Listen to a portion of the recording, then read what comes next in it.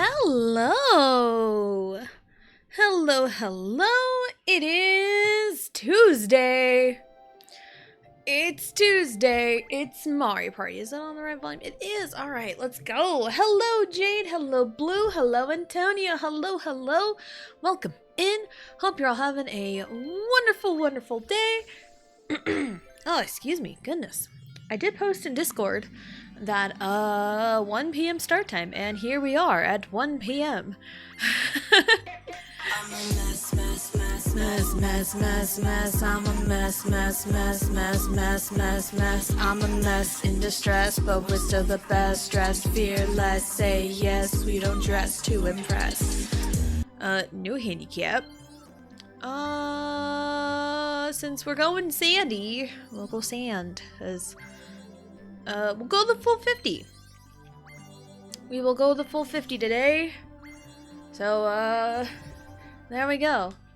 All these settings are good. We are Ouija today. But yeah, it's 1 p.m. This was decided like last night at like 8:30 p.m. There's no school because weather is bad. Weather is bad. And because of the nature of this weather, there may be a possibility. There is a potential for power to maybe go out. I don't know, just with the nature of the weather. If it does, it does. Fuck it, we ball. We have a fuck it, we ball mentality here. This is Mario Party. It's just Mario Party. It's not a big deal. Hey, 30 stream streak. Let's go. That is a long time. All right. Yeah, it is very windy today. That's why it's like, oh man, high winds can cause power outages. It's done it before around here. So that's why I'm like, just as a precaution. I don't think it will. Granted, I've been wrong. I've been wrong before. But, here we are. It's windy outside, so you may hear a strong gust of wind. So they called off school, like at 8:30 last night. Yeah, they don't go to school when there's like 60-mile-an-hour gusts, but they've gone to school with like almost 0 degrees before, which is kind of crazy and nuts. But hey, I'm not the one in charge of the school district. I am not in charge of when the kids get days off or not. I'm not in charge of that, so I'm just along for the ride. But how is everyone doing? Hopefully everyone's having a good day. Hopefully. Got the Monday blues out of the way yesterday. And hopefully week's going a little bit better. Hopefully. That is the hope. I have a nail that's been being really weird.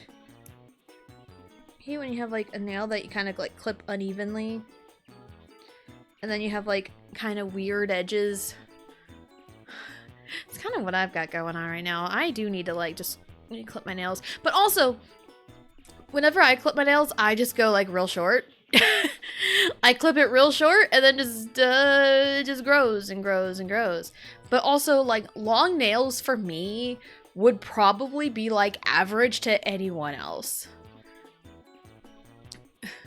Like, for example, if I were to have my husband's nails right now, I couldn't stand it. I would not be able to stand the length of my husband's nails. And it's also really crazy. He has really good nails. There is a picture of his hand in my Discord somewhere. You may have to like dig for it from like a few years ago. His nails have not really changed since that picture. He's holding a can of Pepsi. So if you really want to do some super sleuthing, you're gonna have to dig into, you're gonna have to find some pictures in Discord. But yeah, it's just, my nails being weird.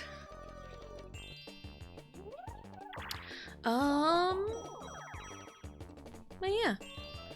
Hopefully, had a little bit of the Monday blues yesterday, overall, but I think we're doing a little bit better today.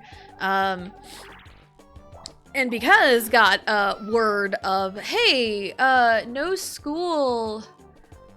I don't even know. It's like, hey, no school at like 8:30 at night. I'm like, cool, I can get started on a project that I've been talking about before, that I had an idea of, but I hadn't really like gotten started on it yet. But I got started on it last night, and I was up till like 12:30 working on it, because I was just like cranking it out, man. It was crazy. Excuse me. So, but also, this is a project that only one person knows about. Only one person knows about this project, and that person is my husband. I'll probably work on it more later today. Luigi, Mario, Wario. Luigi, Mario, Wario. Mario for Peach. Green, egg in middle. Yellow, yellow to the right. DK on bottom. Okay. Luigi, Mario, Wario. Okay. I got it. Luigi. Wario is over here. Mario is over here. Mario is on top of Peach. How scandalous. Mushroom there. DK on bottom. Red, red. And egg in middle. Egg. Ta-da! So yeah, I'm really excited about this project, and I can't wait for it all to like come together. Cause it's something for stream. I'll tell you that much. It's something for stream, and I am like super duper excited about it. And I honestly I feel it in my jellies that it's going to be really freaking awesome. I feel like it's going to be really awesome and everyone's gonna love it. So I think it'll be the best thing ever, but like I don't want to like hype it up too much, because like again, like psychology thing, if you tell everybody your plans and then they just like fall through, it loses its hype. So I don't be like, I don't want to like go into too much detail about what it is, but like I'm excited for it. So now that I actually got started working on it, I am excited. So it also involves me working on kind of art things, and I haven't really worked on any like art things in a minute, so I'm very happy about that. Dude, my brother's stealing from me, which is nothing new IRL. because I've told the story countless times. I feel like specifically on this board too, I have vague memories of it, that my brother, one of my brothers has sold my Yu-Gi-Oh cards back in like 2013, 2014. And I never got a cut of the profit. How rude. That was very rude of him.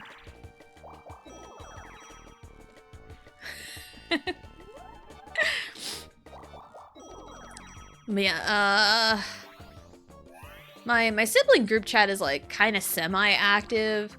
I'm usually not very active in it because it's like I don't really got much to say. And also a lot of the time when I do have something to say, it doesn't really get responded to. So, the life of the youngest child.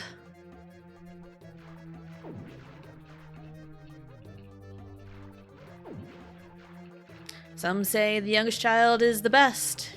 Others say it is not. I say, as the youngest child, it's eh. There's perks.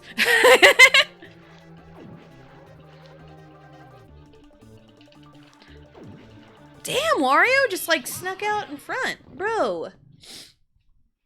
You and your pink nose. How rude. But it's also one of those things, like, as the youngest child, there's a lot of things where, like, man, the oldest has it the best. They get all the brand new stuff. I get all the hand-me-downs, and... Or it's like, man, the oldest get... For my family dynamic, the oldest get, like, so much attention. Okay. It's like, oh, all the oldest get all the attention. These siblings are, you know, hogging all the attention, and what am I doing? I'm just kind of the leftovers. But But I'm sure from, like, you know, maybe my siblings' perspective, they may have seen, like, oh my god, Tessa gets so babied because she's the baby. But also, it's like they're the ones that are influencing the baby treatment, so... Man.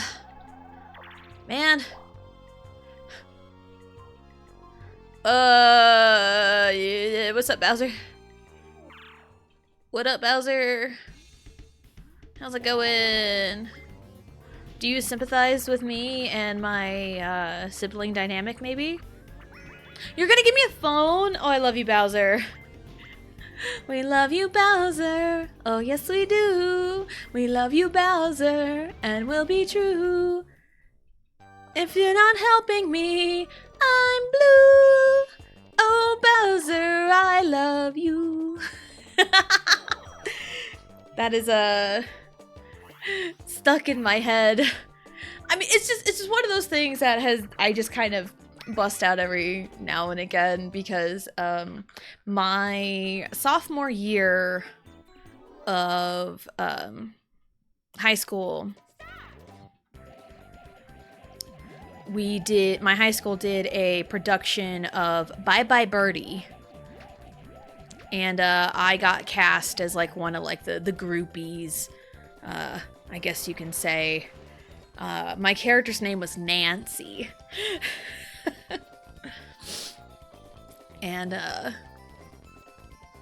we had to memorize that Conrad song. We love you, Conrad. Oh yes we do. We love you, Conrad, and we'll be true. If you're not near us, we're blue. Oh Conrad, we love you. Yeah, had to memorize that. And yeah, that was quite the year for our musical stuff, because I got, you know, casted as, you know, the girl, high school girl groupie. My only like real line was one in like one of the beginning songs, and it was when have you heard about Hugo and Kim? Hugo pinned Kim. And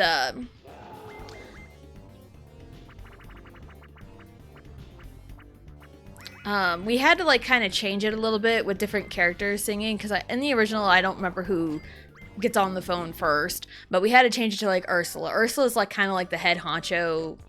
I think she was like the head honcho of like the groupies. I don't remember, but they kind of flip-flopped some of the lines, and Ursula had the "Hi Nancy," and then I had the "Hi Ursula.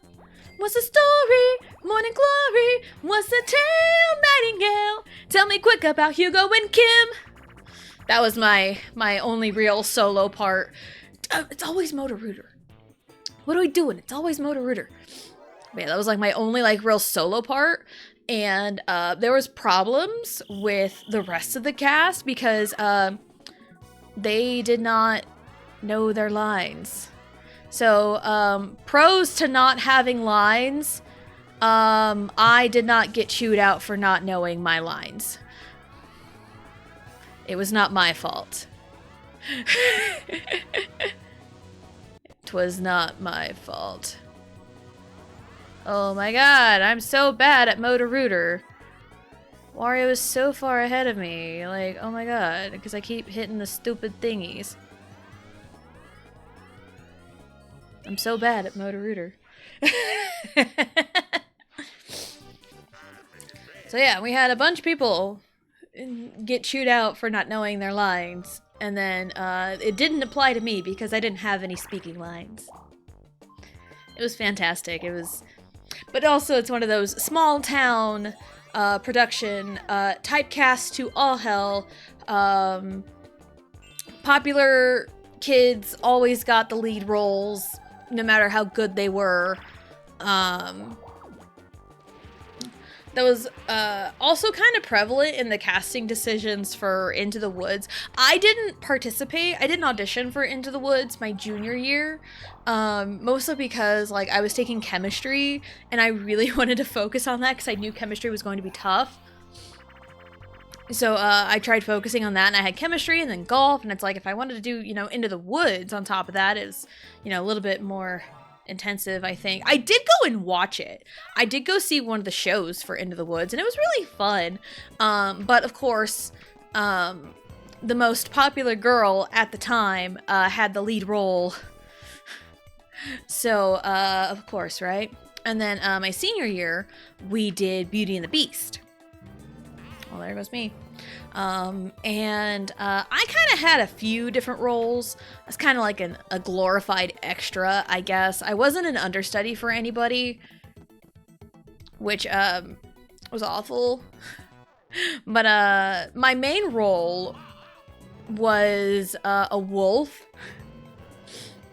Because there's two scenes where a pack of wolves gets to approach and attack a couple characters. One in the first act where the wolves attack Maurice, Belle's dad, and that's when he goes and finds the beast and, you know, all that. And then again in the beginning of the second act where Belle runs out and runs out on her own into the forest and gets attacked by the wolves. And then the beast comes in and saves her and gets injured and all that. Hold on, give me 1 second. Sorry, I wanted to adjust my mic. And I didn't want anything bad happening. Okay, but yeah, I was a wolf, and they're like, oh, hey, let's make the dancers wolves. Well, we'll make the ones on the dance team wolves. And everyone knew me as the dancer, so I was like, yes. And I was a senior, so like, yeah, she could be like the, you know, the pack leader, you know, that could be her part. So I think maybe two of the other girls, I think one for sure was a little bit jealous of that, but I didn't really like her much anyway. But I digress. My main role was a wolf. Ah! Where's my green tea bottles? My main role was a wolf. I also played like a villager. I had a couple parts in like the opening, the opening song, you know, the bonjour. Look, there she goes. That one. Again, I had like one line in there, and it was, I need 6 eggs! Yeah, it's always something. But hey, you know, in show business, if you have one line, that is your chance. That is your chance to shine, man. That is your chance. But also the pressure's on. You have one line. If you mess it up, you're fucked.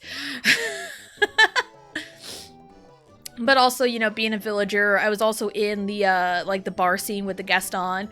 No one's quick as Gaston, dun-dun-dun-dun, Gaston. Dun-dun-dun-dun-dun-dun-dun-dun-dun, Gaston. That was one of my favorite songs. And it was really fun. We did, like, kind of like a little dance number. We had, like, mugs and stuff, and it was really fun. And then for the big number, the Be Our Guest number, our costumes were really stupid. Again, small town bullshit. Yeah, our costumes were really stupid. And I had a literal plate, I had black shirt, black pants, black shoes, and then just a normal size plate on my chest for like the big Be Our Guest number. It's like, it's really stupid.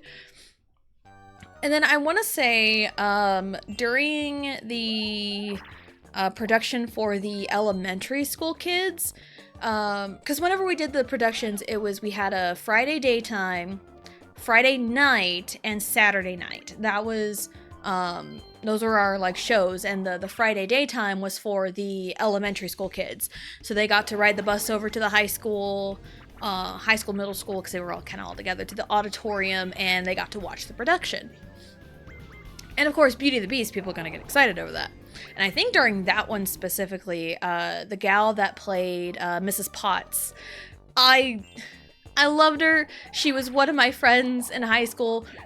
But something happened with her, and she just drew a massive blank when it came to her part in the song. And I remember I remember The Undertaker showing up and taking over for Mrs. Potts. It was the greatest thing in the world. Hello, Hip! Hello, hello! Let's go this way. Hello! We got you. Shout up. Hello, it's Hip! It is Hip. Hello!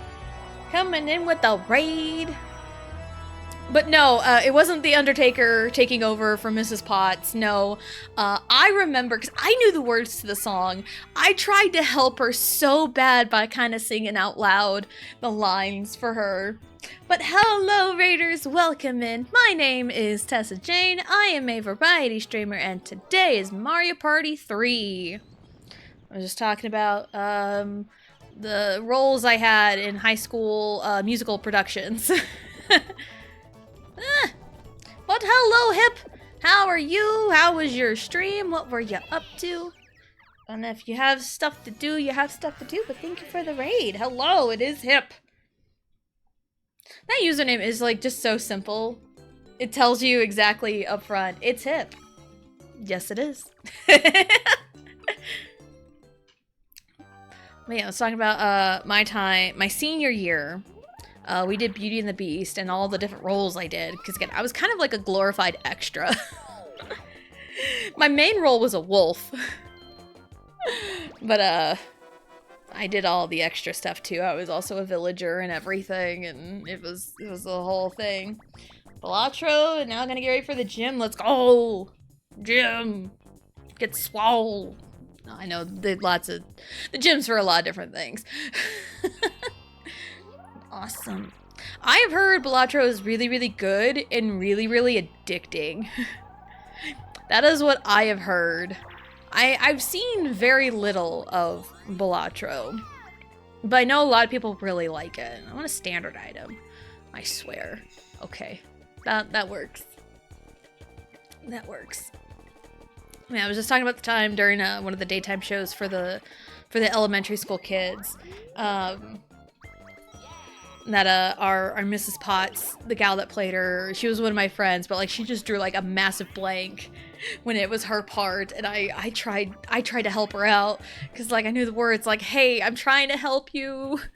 I think we kind of recovered from that, but yeah, when you mess up Be Our Guest, it's rough. It is so rough. Mine. It is mine. Alright.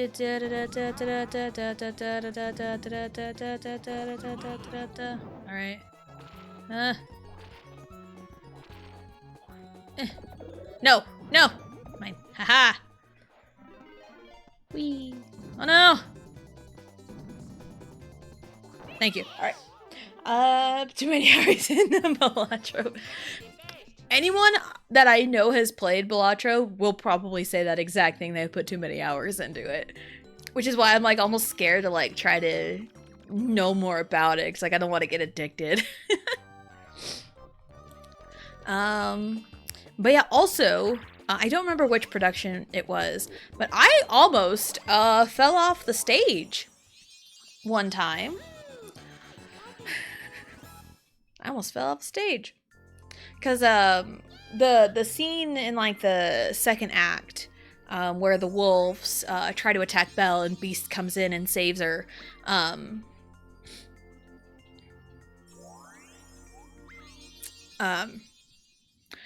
I, being, the pack leader or whatever, they wanted me to jump on Beast's back. They wanted me to do that. So I'm like, okay, so we rehearsed that a few times, going over, rehearsals and everything. I landed on it. There's nothing in there. They wanted me to jump on his back, and we practiced it a lot, because I jumped on his back, like, attacked him, because that was when he gets injured. And he was like, I attack him, and then he throws me off. And I, like, supposed to, kind of, get knocked off and then leave with the rest of the wolves. One of those, during one of the shows, I got real close to the edge of the stage when I got thrown off. I got real close. but didn't end up falling off. But in that moment, I'm like, crap, what if I do fall off? And I'm like, oh, I have a plan. I have an escape route if that happens. Because, like, I ain't gonna try to embarrass myself from trying to climb back up on stage eloquently like a wolf. I don't think I could do that because the stage was pretty high. But my escape route would have been, like, through the crowd to, like, leave, and hopefully the other wolves would have caught on to be like, oh shit, we're leaving. And then just come around to the back that way. But also, you know, like, the problems with, like, you know, my sophomore year, it's like, oh my god, you forgot your lines. People are getting chewed up for forgetting their lines. There was one single rehearsal, where, we kind of, flubbed that, the mob song or whatever, you know, towards the end where, like, you know, the villagers go to Beast's castle and the big climactic fight and everything, or fight or whatever. And, one time it got messed up and the director decided to just cut it all out together, and everyone was really big mad about it. And I remember, kind of like a little protest of it. We sang it word for word, the entire thing, during rehearsals, hoping the directors would hear it, but nope. They kept it cut. So I do remember there was a, like, kind of a big, like, back and forth type thing, and I got to do, like, a fun little dance thing in the whole thing. It was really fun.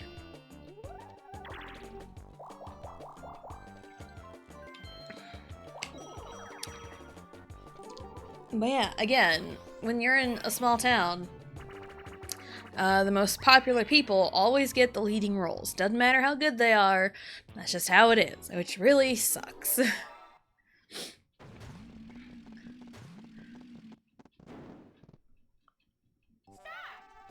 I mean, overall, I had a lot of fun with Bye Bye Birdie, and I also had a lot of fun with Beauty and the Beast. I'm sure I would have had a lot of fun with Into the Woods had I auditioned for it. That's kind of a regret that I have. I probably could have auditioned for it, but, like, watching the production, I don't know what I would have gotten. I probably would have gotten something stupid, honestly, if I'm being real. Because that's just usually how shit goes. But around that time, I did incorporate Into the Woods into a fanfiction I wrote. We did read it on stream, though, years ago. Because I did really like the production of Into the Woods. I did like the story of it. So I incorporated it, and yes, it was, you know, something I wrote as a teenager. Of course, it was self-insert, because, of course, I was the modest dancer. That was the story. And it's really funny because I think I wrote that in 2012. I wrote it in 2012 when like EXO had, like, just debuted, so it's like, hey, I have some new names to pull. I used Kai as kind of an antagonistic character, quote unquote.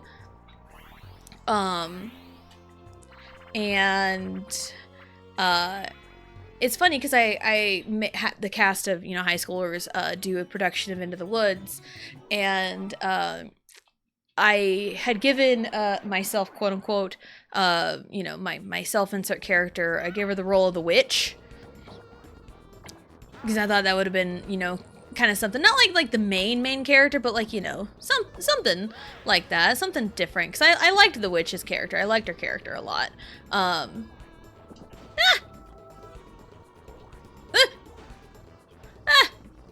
But I did, again, this, keep in mind, this is 2012.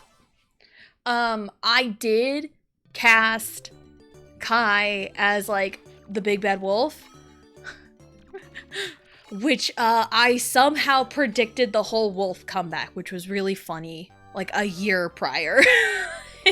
It was so humorous to me looking back on it. I'm like, that's kind of funny. And I fought all of them in this one too? No, I did not. There was no action, no physical action in that one, because Modest Dancer was more slice of life. Uh, I still love how that's the thing you grab onto. When, like, to me, that's just like, yeah, that's just the scene I wrote. I want to say, because I wrote the Game of Life I started writing it anyway, in 2013. It's not finished at all. But I tried, coming back to it and, like, tweaking the story and actually, like, finishing my character's, like, arc in the beginning. At least finish, like, the character arc. And adding more bits because more happened in EXO lore because, you know, Chris, Tao, Luhan left. I tried coming back to that. And, you know, so I tweaked it a little bit. And there was going to be like a whole time skip. And after the time skip, I think the reintroduction for my character would have been... a 9v1 fight, not a 12v1, but a 9v1. I think that would have been like the opening scene of like the time skip, just to kind of parallel the introduction for Liu Tessa, because that was the name of the character. Hello, Johnny. Hello, DA. Hello, hello. Welcome in. Hope you're having a good day. It's peak. I can't help it. Again, maybe one day we will, I was gonna say read it for the class. Ah, yes. Welcome into class. The Tessa Jane lore class. You will be tested on this. You'll be tested on it for a grade.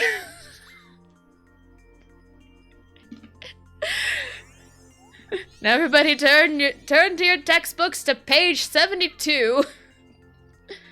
Where we dive deep into the lore of Tessa 12v1ing EXO in a fight.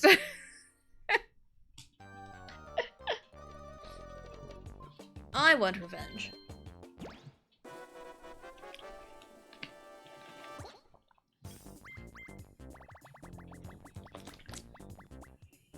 $20.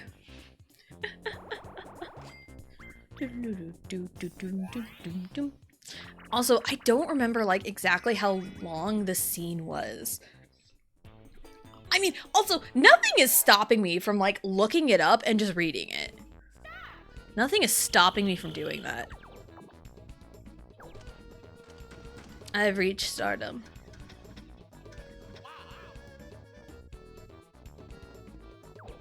Bitch. Still got it. Alright, are they gonna be centered this time? They're not centered. That's... Kited him.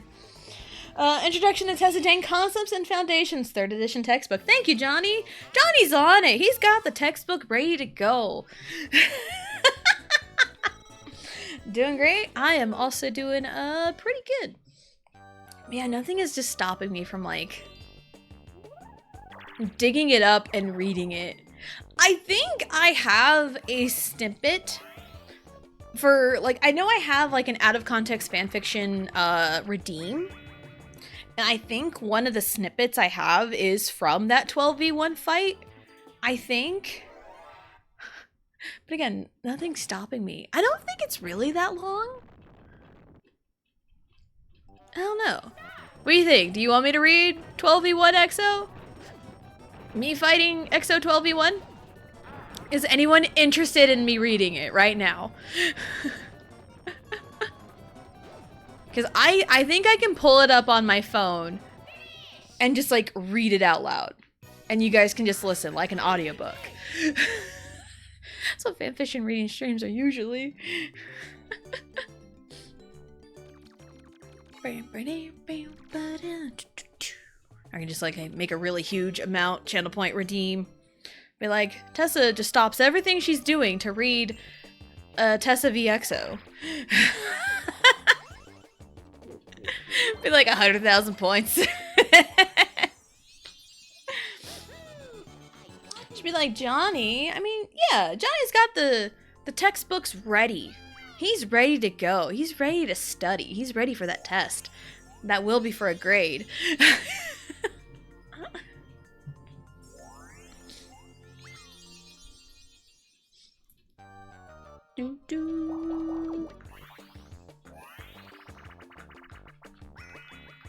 Damn, 100k? I can only redeem 3.5 times?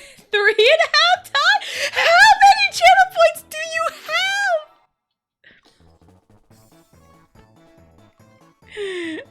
I was just talking to Vegito the other day about, like, channel points.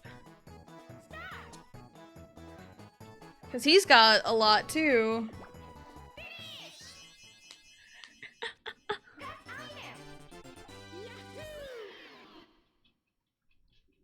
That's crazy. That's crazy. 350k? I mean, yeah, 3.5 times is 350k, it's just, crazy. Yes, based on the math. I don't even remember where this started. Are they over there? Okay,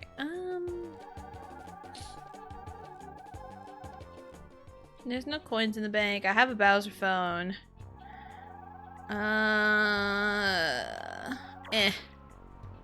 1, 2, 3, 4, 5. Let me get an item.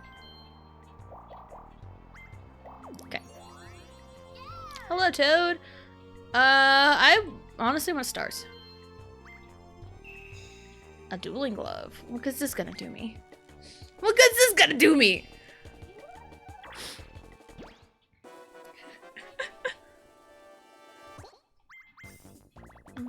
How is the pasta? Pasta's pretty good. Again, there's nothing stopping me from just busting out and finding... Honest to God, there's nothing stopping me from doing this.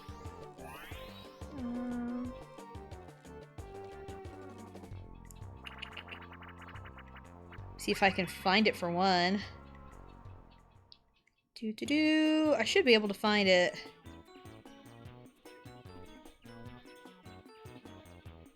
I have it. I'm a mess. I'm a mess in distress, but we're still the best. Dress fearless, say yes, we don't dress to impress. This is our question of the day. What's a subject you feel you are very knowledgeable in?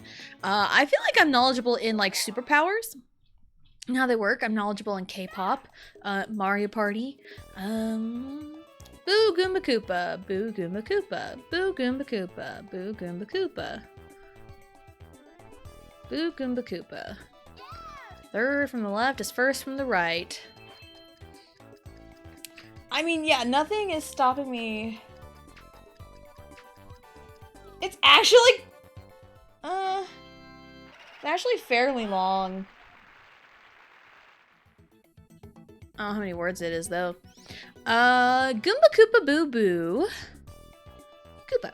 Goomba Koopa Boo Boo Koopa. Goomba Koopa Boo Boo Koopa. Goomba Koopa Boo Boo Koopa. Third is the middle. Going to the Shadow Realm. Ooh.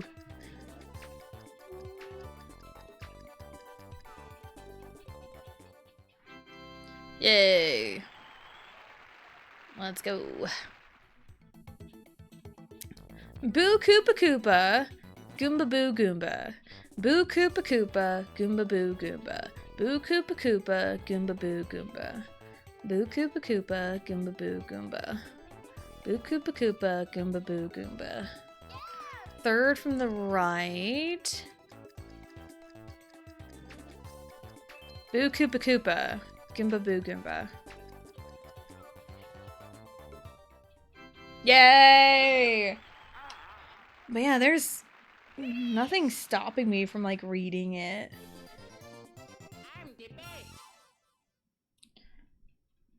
Yeah, it's, like, fairly long, but, like... There's a whole, like, follow-up scene.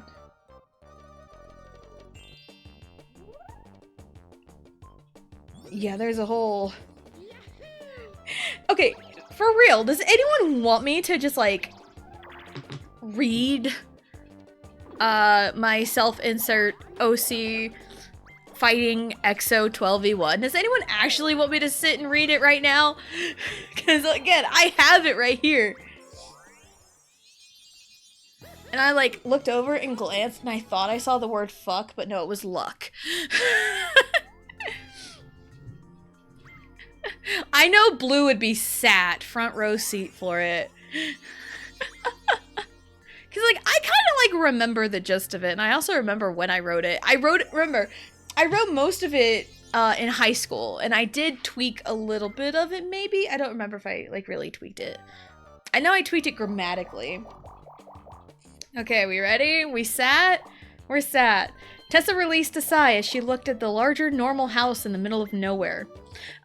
Seems like they spruced up the place since the last time I walked by, she thought out loud as she tried her best to sneak by. She tried to take the path that cut through the training grounds, but thanks to her luck, she did go noticed. I also got noticed by Boo.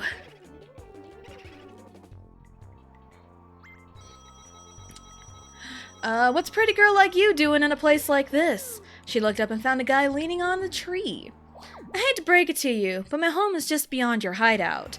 Tessa sounded as calm as she possibly could. Suddenly, 2 more guys appeared in her line of sight. Maybe she just wants to play young? The guy that teleported down smirked. Tessa glared at the guy and suddenly saw a familiar face from an earlier fight she partook in. Maybe the brawl at the bar wasn't enough, Dio challenged. Tessa's eyes quickly glowed blue as she sensed energy. So much energy, she thought as she glanced all around her. You know, I've always wanted to fight one of the famous Liu clan, said a tall guy whose Korean wasn't that perfect. Everyone around Tessa was ready to fight. Tessa looked all around her and counted each one of them. 1, 2, 3, 4. 12 against 1 is hardly a fair fight, she said with a challenging tone. Who says we fight fair? Chris smirked as the fight started. No.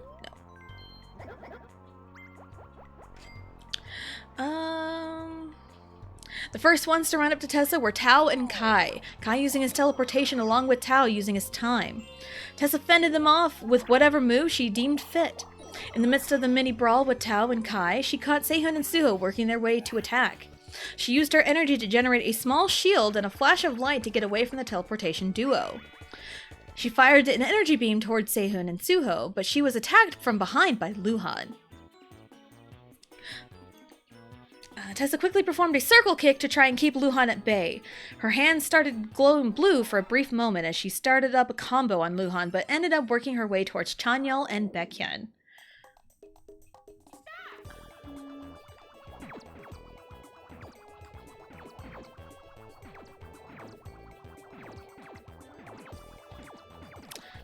As she did a roundhouse kick, Baekhyun caught her foot and flipped her around, making this the opportunity for Chris to strike.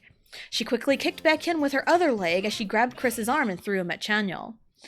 Kai suddenly teleported in front of her and began a combo. Tessa defended with relative ease, but she caught on what the plan was. She felt the air around her freeze up. She performed a crescent moon kick on Kai before focusing her attacks on Xiumin, who was creating the cold air. Using her speed to her advantage, Tessa did a flying kick to quickly take care of Xiumin. Moments after that, Shen released unleashed a lightning attack from across the area. Tessa quickly put up a small energy shield, just enough to deflect the lightning beam. A large stone appeared directly above her, startling her slightly. She directed her energy upwards to break the large stone in pieces. While one was still in midair, she kicked it towards Dio to knock him out. She fired an energy beam at Chris, who was currently at a nosedive for an attack. 5 down. She sensed a familiar aura and shrouded herself in energy to negate the effects of Tao's time control. Sorry, but I found a loophole in your time control. Tessa smirked as they engaged themselves in a one-on-one battle. It was evenly matched, but Tessa ended off with a palm strike with a powerful burst of blue energy. A tree floating in the air suddenly appeared in Tessa's line of vision.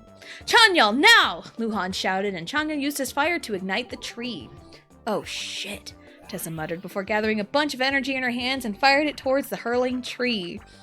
The tree disintegrated in front of everyone's eyes. Exo knew that Tessa wasn't anybody to mess with. Tessa could sense someone from behind and she was going to do a spin kick, but Luhan foiled her plan.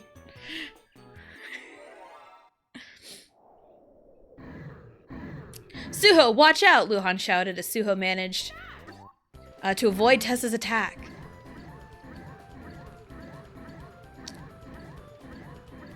Gotta, like, pay attention to the minigame, too.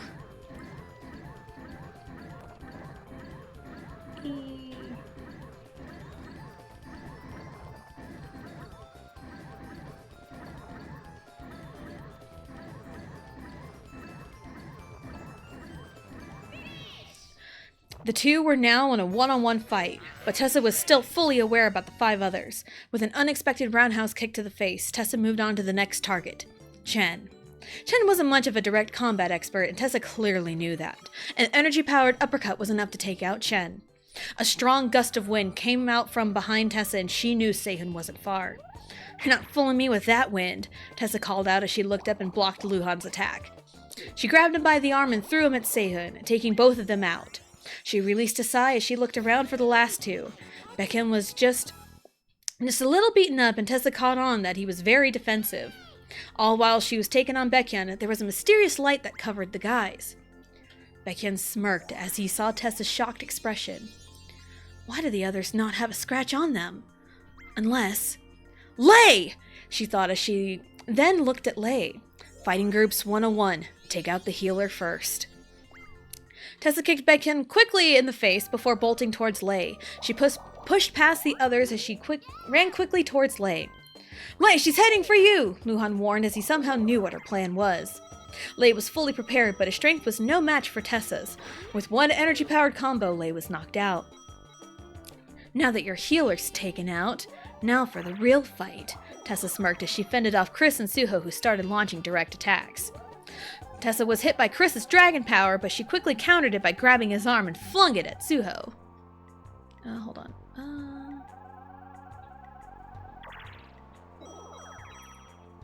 She was suddenly attacked with a strange combination of ice and lightning. As she focused her long-range attacks on Xiumin and Chen, Chanyeol pounced on the opening. Quite literally. Chanyeol tackled Tessa and pinned her to the ground. She started struggling, but Chanyeol had a good grip on her. "Dio, now!" Chanyeol shouted for Dio to rev up an earth attack. Tessa could feel the earth shake.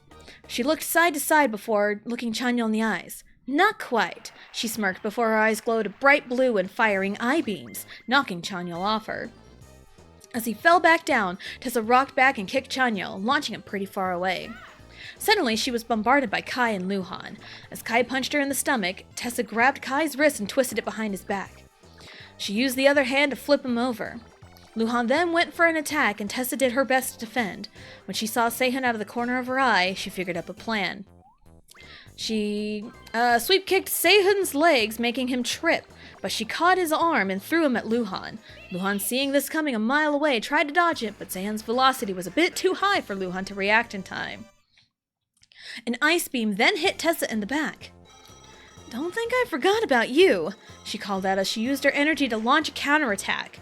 She fired an energy beam at Chen first, then ran up and hitch-kicked Xiumin right in the chin. She noticed Tao running up behind her. Due to her current physical condition, she couldn't quite dodge his attack.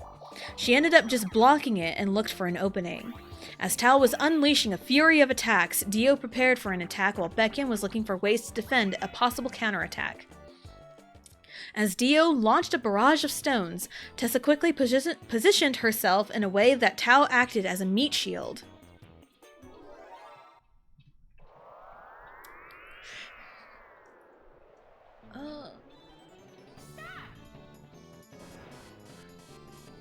Sorry, doing the minigame first.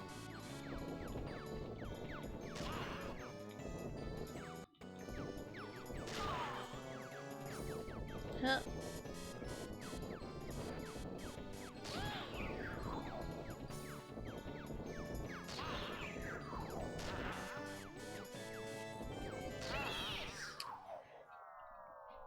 Tessa then ran towards Dio and Baekhyun in hopes of them being the last ones taken care of. Dio tried to fend her off, but Tessa was clearly better at direct combat. She then focused her attacks on Baekhyun. Flashes of light surrounded Baekhyun as he skillfully defended Tessa's attacks. "Tanker, huh?" Tessa then used the attack she learned from her grandfather. She looked at her wrist and put on a shocked expression. "Oh shit! I lost my bracelet!" Baekhyun then looked surprised. Do you think you lost it in the fight? He asked. I don't know. Tessa pouted as she frantically looked around. Beckyn started looking for the mysterious bracelet. Sucker. She flawlessly performed a hitch kick to the back of Beckyn's head. She released a sigh as she looked around at the KO'd EXO members. She then walked off, like a badass, towards the south and towards her home. And there's the 12v1 EXO fight. Like a badass. That's exactly what I wrote. So there you go.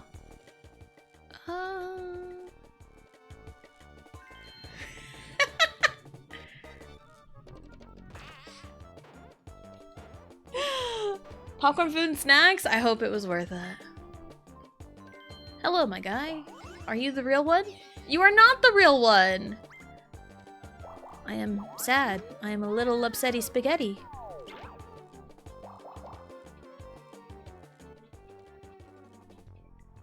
Let's just go this way. Incredible. Like a badass. Remember, I was probably about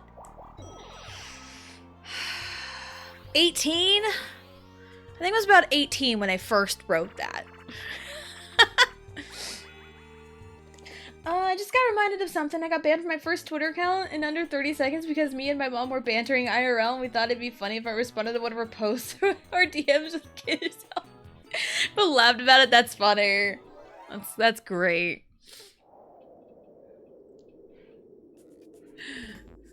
Yep, there you go. 12v1 EXO, yep. I did that. Now, again, I only got as far as, like, prologue, essentially. Because when I tried to come back to it, I tried to kind of revamp the story in a way!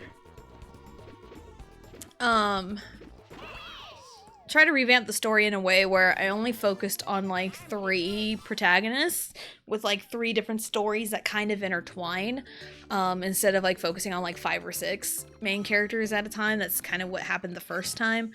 And so I tried to, like, consolidate it and, like, finish out the story. Of course I was going to keep my own character, because I had plans for my own character. And so I had the idea to do, like, the prologue chapters, which is just, like, the prologue for each individual character is, like, 3 chapters. And so that's how it opens up for my character's little prologue. That's the opener. Do it again. Love it. Like a badass. Like a badass. Bam, bum, bum, bum, bum, bum, bum. So, yeah, I think it goes on to, like, the EXO guys kind of discussing, man, are you guys, like, sore? Because, like, literally, I'm not gonna, like, read everything, but literally, like, the next scene is Chanyeol asking everyone, is anyone else sore? And then it kind of goes into Luhan going out on his own and finding Tessa, and they build their chemistry and everything. So, yeah. They kind of build their rapport and chemistry, and they have a little, like, one-on-one sparring match, because, like, Luhan's power is telekinesis, but I also gave him telepathy. I think his powers were telepathy and telekinesis? I know telekinesis for sure. I feel like it was both, but I gave him both in the Game of Life. So... But yeah, I gave him both. And, you know, being a mind reader, you know, it kind of gives you a little bit of advantage. And the one-on-one fight goes into one of my character's main flaws is her extreme impulsiveness. That's like her biggest character flaw is the impulsiveness. And because in a one-on-one fight, you know, it's easier for a mind reader to win in a one-on-one fight because you're just focusing on one enemy and you can read their mind and read their movements. My character saw that and did a specific technique that her clan knows, and it's called, I think it was called, like, mind lockdown, and it's where you just kind of shut off your brain and your body just kind of acts on its own. It's kind of like Ultra Instinct. Now that I think more about it, it's kind of like that. I ain't gonna use this otherwise, and I need to get rid of it. But I was reading, so. Well, you can duel for stars.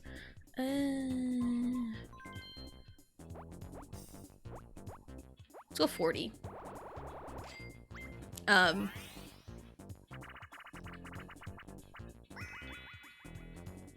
So yeah, they engage in one-on-one. I use a technique called Mind Lockdown, Shuff Brain. The energy just moves on its own. And that's the whole shtick. And then like he's like, dude, what are you doing?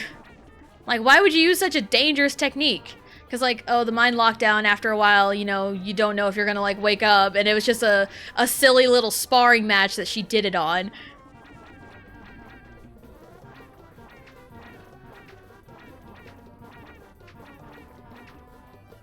Yeah, it was like a silly little sparring match she did it with. And he's, like, really upset. It's like, why would you do that?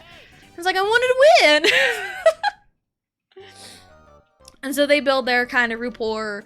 And then there's a whole story of not like the big bad, but like one of the main antagonists is this organization called like the World Government System. And they're trying to like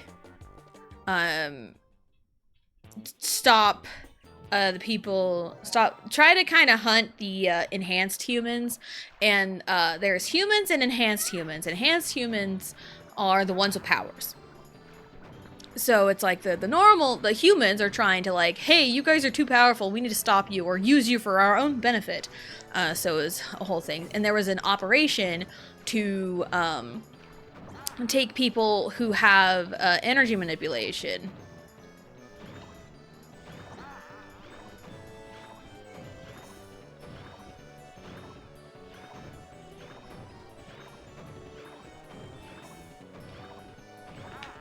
Had to enter like a flow state almost.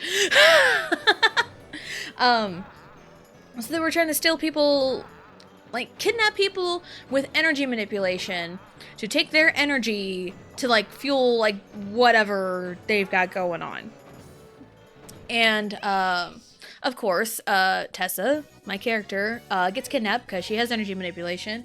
And there was a whole thing with another character that kind of like, you know, almost like betrayed her in a way, but there's like, you know, it's someone with energy manipulation that didn't get captured to kind of help outside bust them all out. And there was a moment where they bust him out and my character is escaping, and the group of humans, like the ones that are that were in charge of her, we're trying to capture her and potentially kill her. And she's drained of energy. She can't go on because she was like essentially tortured with the testing. And she couldn't go on and just like accepted her fate. But then there was like a big, huge like missile heading towards her. But then it got stopped telekinetically. And so it's like Luhan saves her life. And then later on, Luhan's evil dad, the emperor of this other country, comes in, tries to, you know, get Luhan, because like, hey, you're next in line for the throne. I come to get you, yada yada yada. And then there's this whole thing, and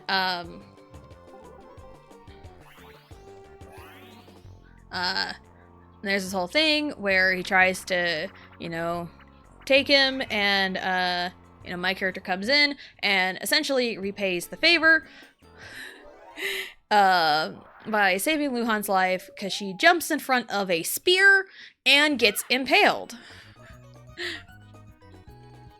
And then she does a badass thing because, of course, that was the whole MO right there, wasn't it? She kind of does the mind lockdown again because it comes back. Because that's just a good writing tool. If you're going to mention something once, bring it back. Like the whole mind lockdown thing. It comes back. And she breaks the spear. and pulls it out of her, and with pure adrenaline, she manages to kill Luhan's dad. And there's a whole thing, and then everything just kind of wears off, and she's like bleeding profusely out of this specific spot. And the rest of EXO caught wind of everything, and they're there following them, and Lei shows up, tries to heal her, and it was the whole thing. And Luhan's like, don't do that ever again. Why would you almost kill yourself for that? And there's a whole like kind of like confession in a way. And then later there's a short little time skip of like a war starting, and that's when Chris dies. Tao, tries to use his time power to prevent it from happening, and then Luhan betrays everyone. Or wait, no, like Chris dies, Luhan betrays everyone, and then like during the time skip it'll be mentioned that like, oh yeah, like Tao's lost in time because he tried to prevent all that from happening, and yeah, it's a whole thing.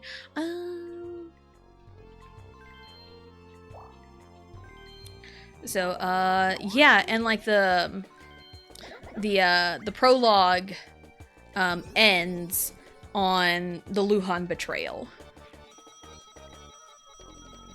And then when we come back after a time skip, because it's a 3-year time skip. It's a 3-year time skip from then, and oh shit! I didn't want an expensive item. I have them. Ooh, okay, never mind. Maybe I do want the expensive item. The whole idea of like the main story after the introduction is my character's reintroduction. For the main part is another like Tessa versus everybody in EXO. So instead of a 12v1, it'd be a 9v1 of like the 9 remaining members. So that was kind of the idea. Because what is it with me and fighting EXO all at once? At least with their superpowers, they already have a preset of superpowers that I can just take. Like, I still have to like figure out styles of fighting for them, but it worked out. Because there's different styles of combat. There's direct combat, indirect combat, mixed attacker, tanker, and healer. Direct attacker is pretty much what it says. Hand to hand. It's like taijutsu in Naruto. Indirect is like your energy beams, your long distance attacks. That's kind of, that. It's like special attacks in Pokemon.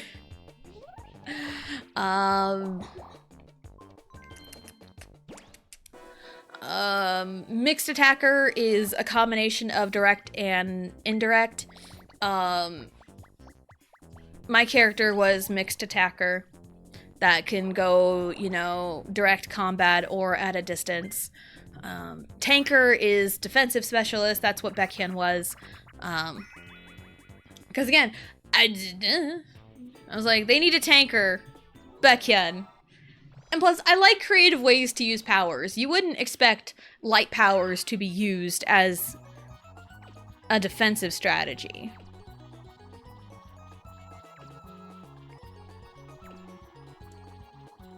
I'm not pause stratting this time. Because no matter what I do, I lose. Not second though, it's okay. So we got Lei the healer, because his power was just healing anyway. So I had to try and like figure out like who's gonna be direct, indirect, tanker. So yeah. You simply understand peak. That's just my brain chemistry. I only know peak.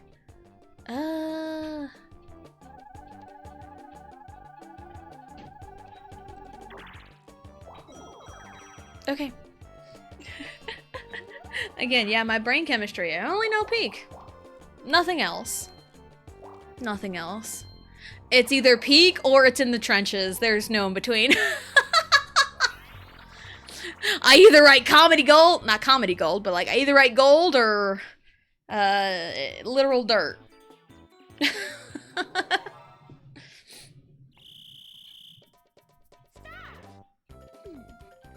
I mean, it would be kind of interesting to, like, you know, actually revisit it and actually, like, write it out and finish the story, but it's one of those where it's like, I don't know, man. I have, like, other story ideas waiting to pop out of my brain and onto paper in some way, shape, or form.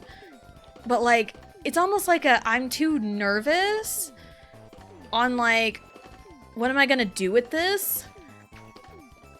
Because, like, they're almost like ideas that I feel like could almost, like, transcend hobby in a way. Because it's pretty deep. And, like,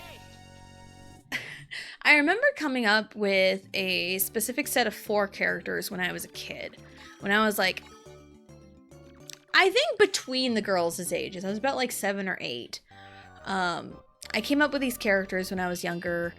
And they all had, like, their own, like, powers and stuff. And then I remember years ago, I think in high school I kind of remembered it, and I brought them back occasionally. I did use one of these characters as my protagonist in one of the fan fictions I wrote for the goals, like a couple years ago. It was the wrestling AU one.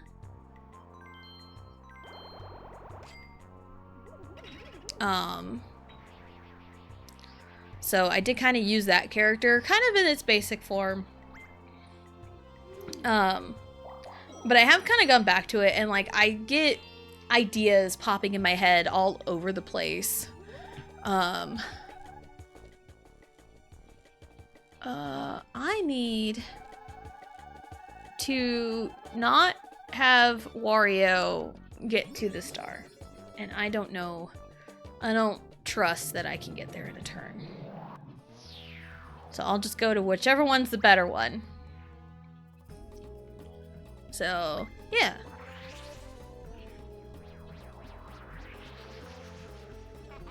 So I was like, I've got ideas, but also it's like, where do I want to take the story? Like, I know each individual's, like, kind of story arc, but I don't know what I want to do with, like, the overall story. So that's kind of where I'm stuck on that one. I'm sure if I just kind of sit here and, like, think about it and, like, actually map things out, I can figure that out. But I just have, like, individual stories and backstories in my head about it. So, but it's also kind of humorous that I came up with these characters when I was a child, only to have some kind of relation to them as an adult. Because here's the funny thing.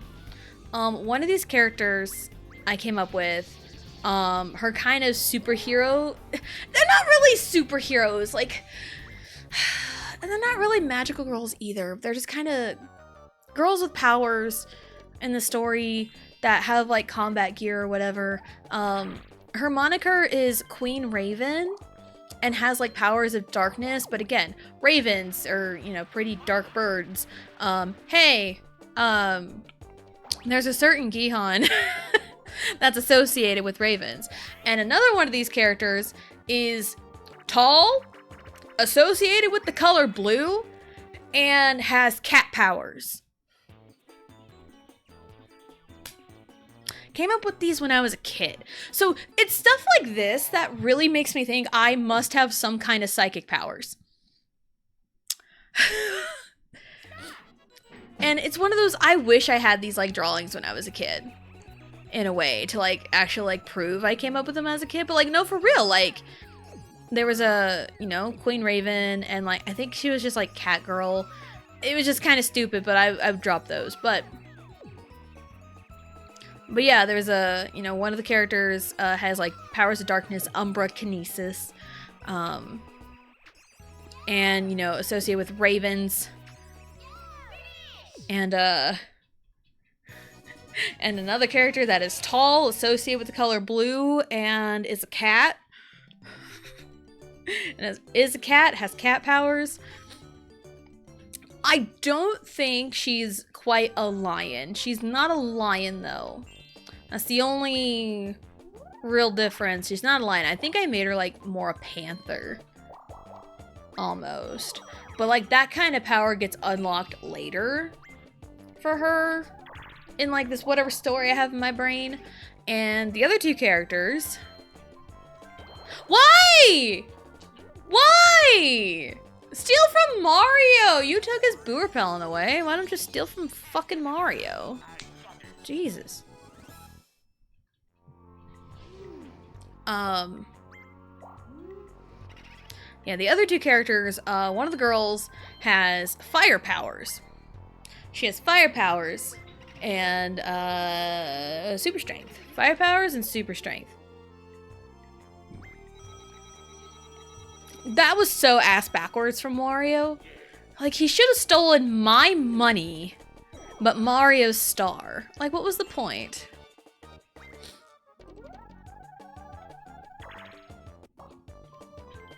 Don't worry, I'll get it back.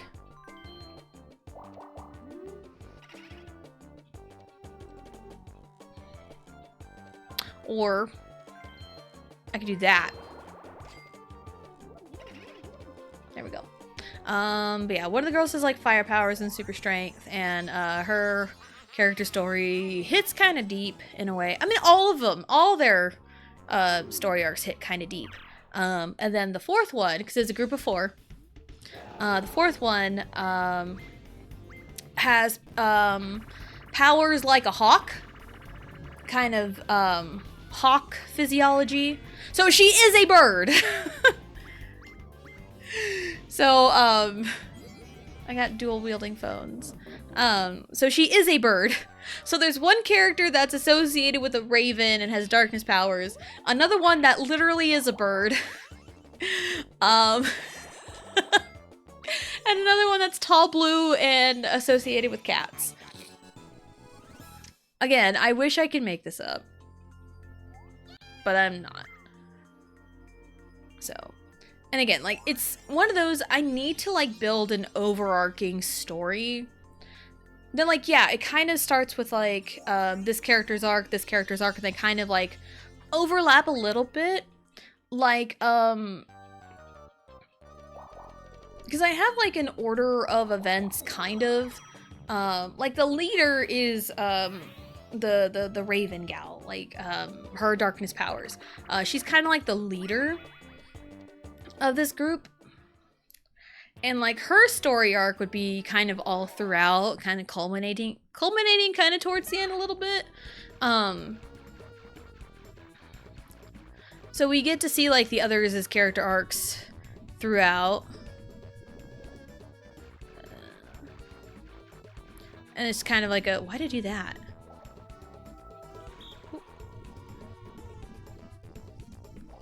You know, kind of see the other character arcs throughout, and they kind of like blend together. Oh no, no, no, no! Oh, I tried to blah blah blah blah blah blah.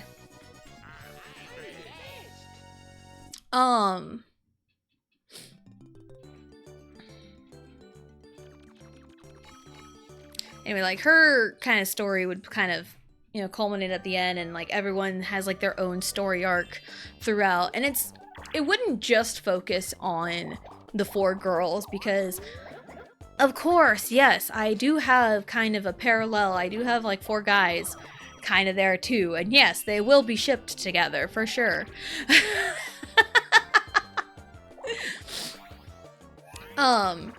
So it's kind of like everyone's stories blending together, and then there's like this big overarching story. That's kind of what I want, but I don't know what the overarching story is. I know it'll like have a war of some kind. So, because when I listen to music, some songs give anime opening, and I can picture, you know, this work. There's not even a name for it. I don't even have a name for it. I don't even know what would be good for it. Something about darkness, because like the overarching theme is something about darkness and the darkness within you and accepting it. So, yeah, that's kind of the idea. Hello. I would like to steal another star from Mario, please. Hello, Box. Hello, hello. Welcome in. Hope you're having a good day. You know what makes me laugh? People always associate ravens with arc adjacent powers, but Gihan is very earth power coded. Loves ground earth titan. Yeah. Yeah, that makes a lot of sense. And it's like, yeah, like raven powers are commonly associated with darkness because I think a lot of it, for me, when I was a kid, it stemmed from Teen Titans because I really liked Raven.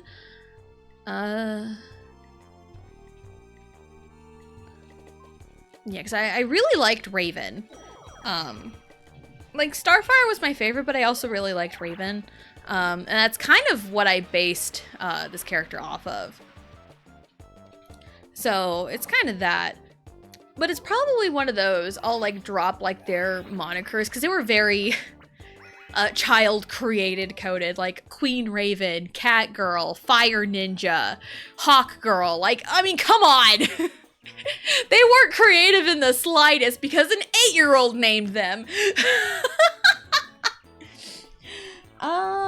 Those who are about to be shipped together, we salute you. Yes. Makes total sense to give Raven characters dark powers, omen, symbology, Edgar Allan Poe, etc. Yeah. It's just kind of the thing. But I do like kind of subversions. Luigi, Wario, Mario. Luigi, Wario, Mario. Yellow L. Wario on top of Peach. Ugh. Luigi on top of DK.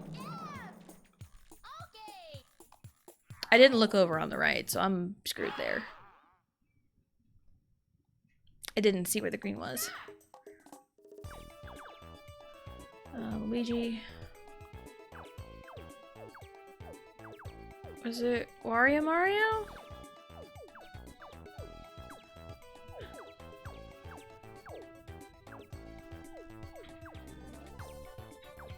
No, Mario was down here. I don't remember. It's fine. Door's going crazy because it's so windy today. But Gihan, for some reason, he's so into ground types instead of dark types. That seems totally fair. I mean, he is also an earth sign. He is a Virgo. So kind of rooting a little bit of astrology into it. You know, he's a Virgo. That makes a lot of sense. But also, you know what's crazy? More going into my crazy, weird psychic powers. So I mentioned I wrote The Game of Life when I was like 18. I wrote it in 2013, and I wrote that, kind of had the idea and the basis for it in 2013, before I went to college and kind of in the beginnings of college. And the main, like, quote-unquote, you know, love interest was Luhan, right? His powers were telepathy and telekinesis. If you ask Vegito what superpower he would want telekinesis and telepathy. Again, I must have some kind of psychic powers. Because, again, created all that before even meeting him for the first time.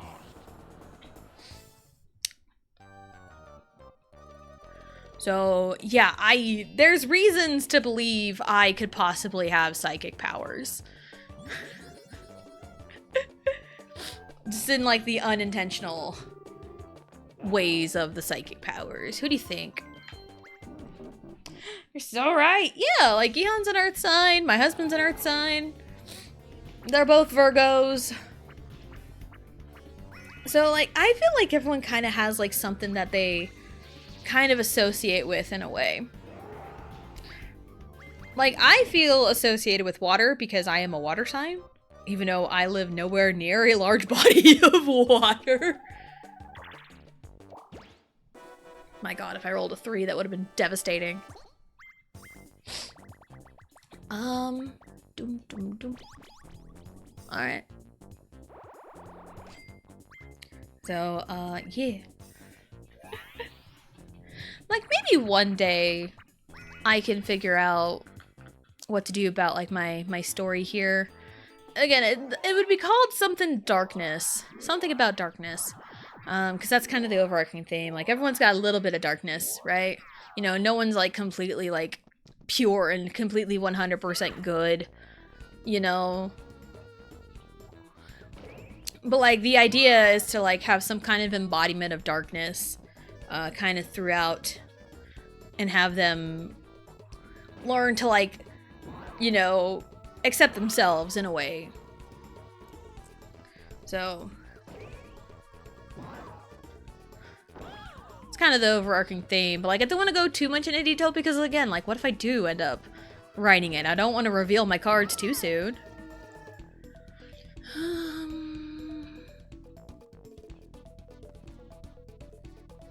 Bleh. That one.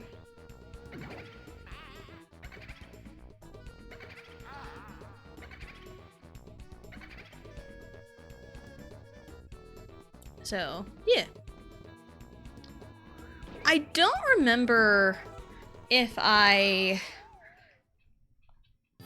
have any of these characters posted on my art page. I'll have to look. I also need to look at what turn are we on?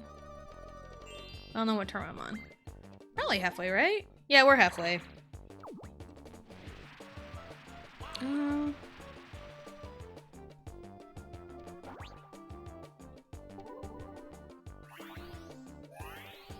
I do need to like update. All right. What chibis? Those are the chibis I have. Half bodies. Okay, so here's the thing. One, if you look at my art page here, one of the half bodies is one of the girls and one of the girls and one of the guys of like what I'm thinking of. It's kind of obvious when I say one of the girls has fire powers. It's really obvious. It is very obvious. But sometimes like character designs, sometimes obvious isn't a bad thing. Just saying. Obvious isn't always a bad thing. You want to like nail your character designs in a way. Okay, on a Battle Royale map, who will trade coins for a star? Millennium Star.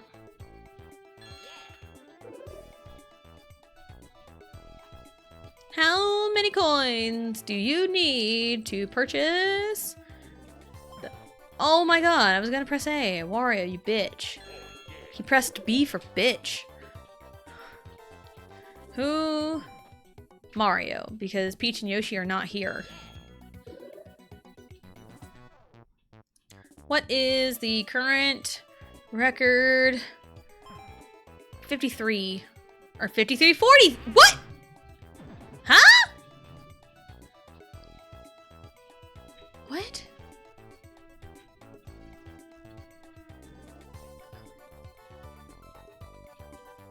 Wow, we are on Spiny Desert. Alright, more B for bitches. How many items can you carry at a time? 3. Woo. But yeah, if you look on the art page and you look at the half body examples, one of them is of this little pair. I did it a few years ago. I know I have a time lapse on my Facebook page because I used to do like time lapses of that to kind of promote my art in a way. But again, it was one of those where everyone's like, you need to promote your art, you need to do this, you need to do that, you need to do all this stuff. And then when I do all the stuff, nobody even thinks about it. So, anyway. Yeah, it's the one where, the girl with like the red and blonde hair, the red and yellow hair, and a guy with blue and everything, they're in the snow. That's that. Also, again, trying to promote my art too. But anyway, we're gonna take our break. We're going to get up, stretch, go to the bathroom, grab a snack, do whatever it is you need to do, and we'll be right back.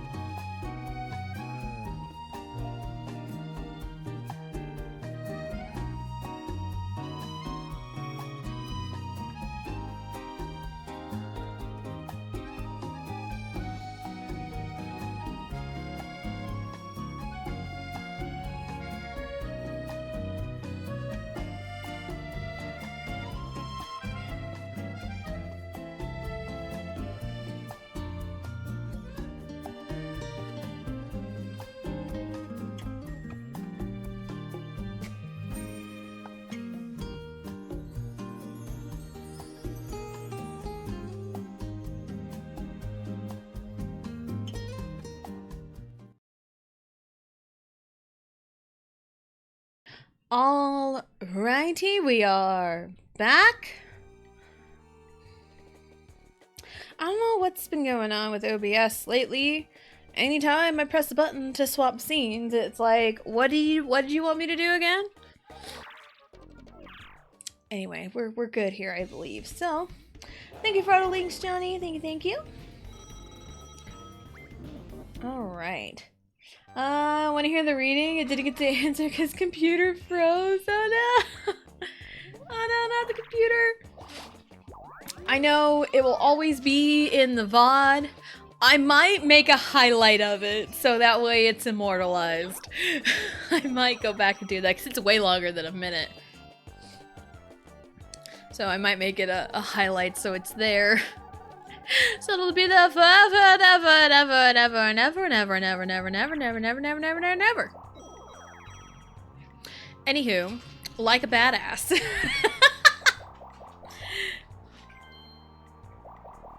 But yeah, I actually might, like after stream, I might go back and like read that entire like prologue. Just to see what... Because I know I changed a few things, like changed a few names around. I may have changed a couple things here and there.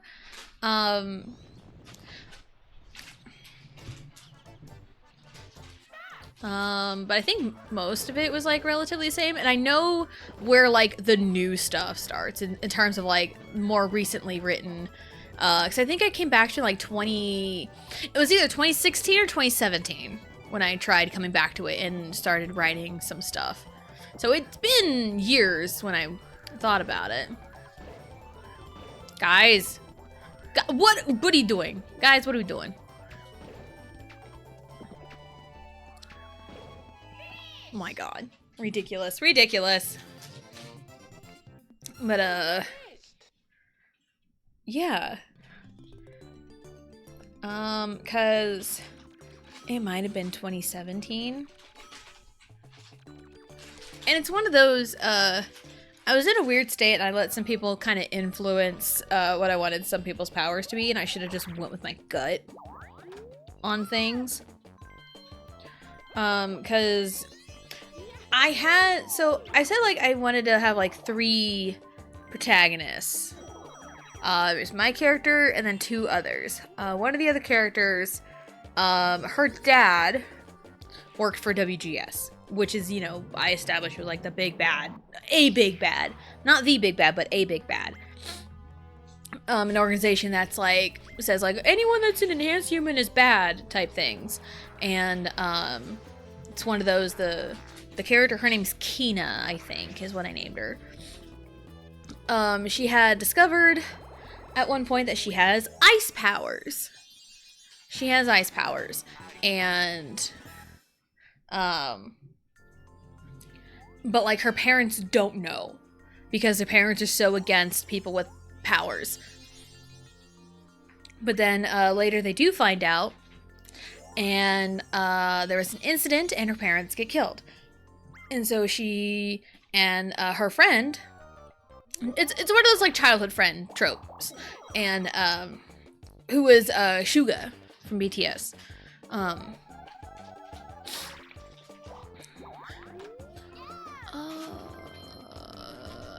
My turn to hold this. And there's an incident where Suga has like some kind of power and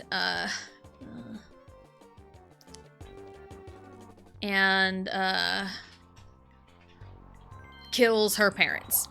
You know, because they were going to kill her for having powers.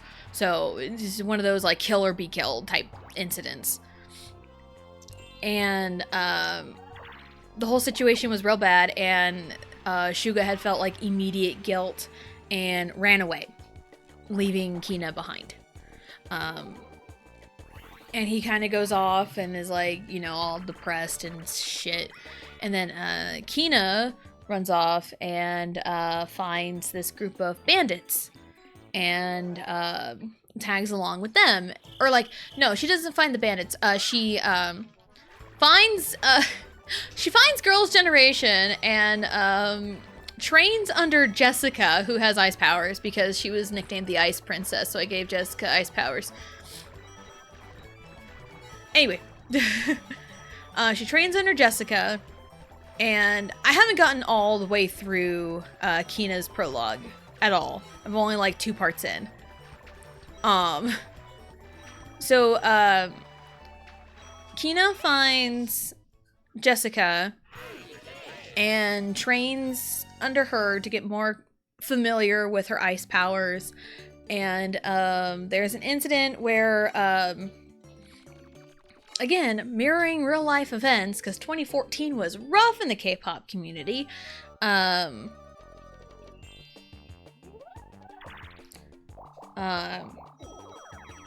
a thing where Jessica essentially sacrifices herself,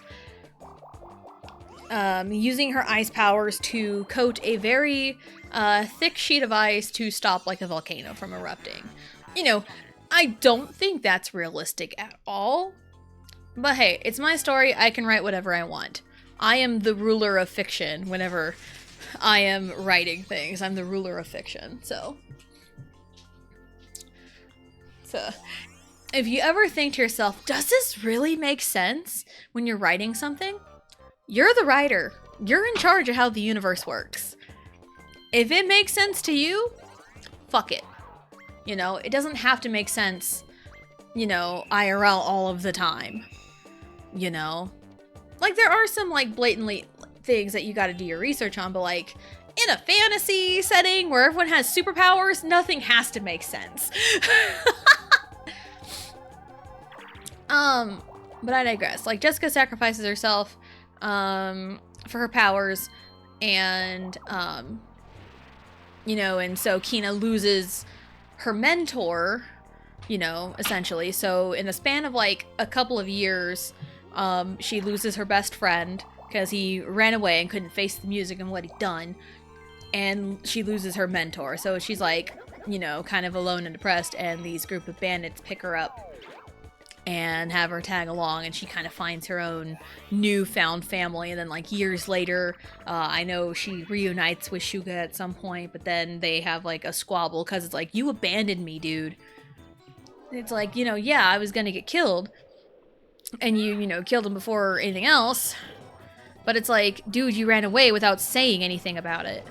You know, it's like one of those, like, you gotta face the music type things, you know. And yes, the 3 pro tags I had in mind do meet up with each other, because there was going to be, like, several scenes. There's gonna be, like, an arc that goes to, like, a snowy place, a snow cold climate where Kina thrives, and my character does okay, but is a little stunted in the cold because, like, she uses her energy, kind of amps it up to keep her body warm. So she's okay in the cold. And there's, like, a scene, I want to say I had, like, a scene in mind of, like, both of them, like, escaping something on, like, a snowmobile. Like, I think my character was the one driving and Kina was in the back trying to fend him off with her ice or something. Something like that. And then the 3rd character was an interesting one. I do have Skeleton Key. The 3rd character was a guy, was a male character. And I don't remember what his name was going to be. It's like Chang something.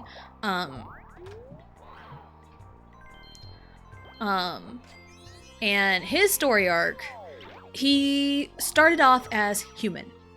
Completely human, 100% human. And living his life day to day, nothing crazy, until he gets caught up in these experiments. And these experiments that the WGS is trying to do, or like a secret branch of the WGS that's not really part of the WGS. It's kind of like, you know, one of them offshoot things. The bad guys of the bad guys, I guess. We're experimenting on humans and attempting to inject powers into humans. One of those things. And these powers weren't coming out as they had hoped. They had some kind of like weird darkness to them. Like, instead of like fire manipulation, like pyrokinesis, normal pyrokinesis, it would be like hellfire instead. And hellfire is different. It has some kind of like demonic twinge to it. So it was kind of like that kind of twist. And so, our bro here ended up with like some kind of like darkness powers that he had starting from scratch. You know, he just kind of gains these powers from undergoing these experiments. And I want to say the ship there was Chewie of Twice. That was kind of what I went with.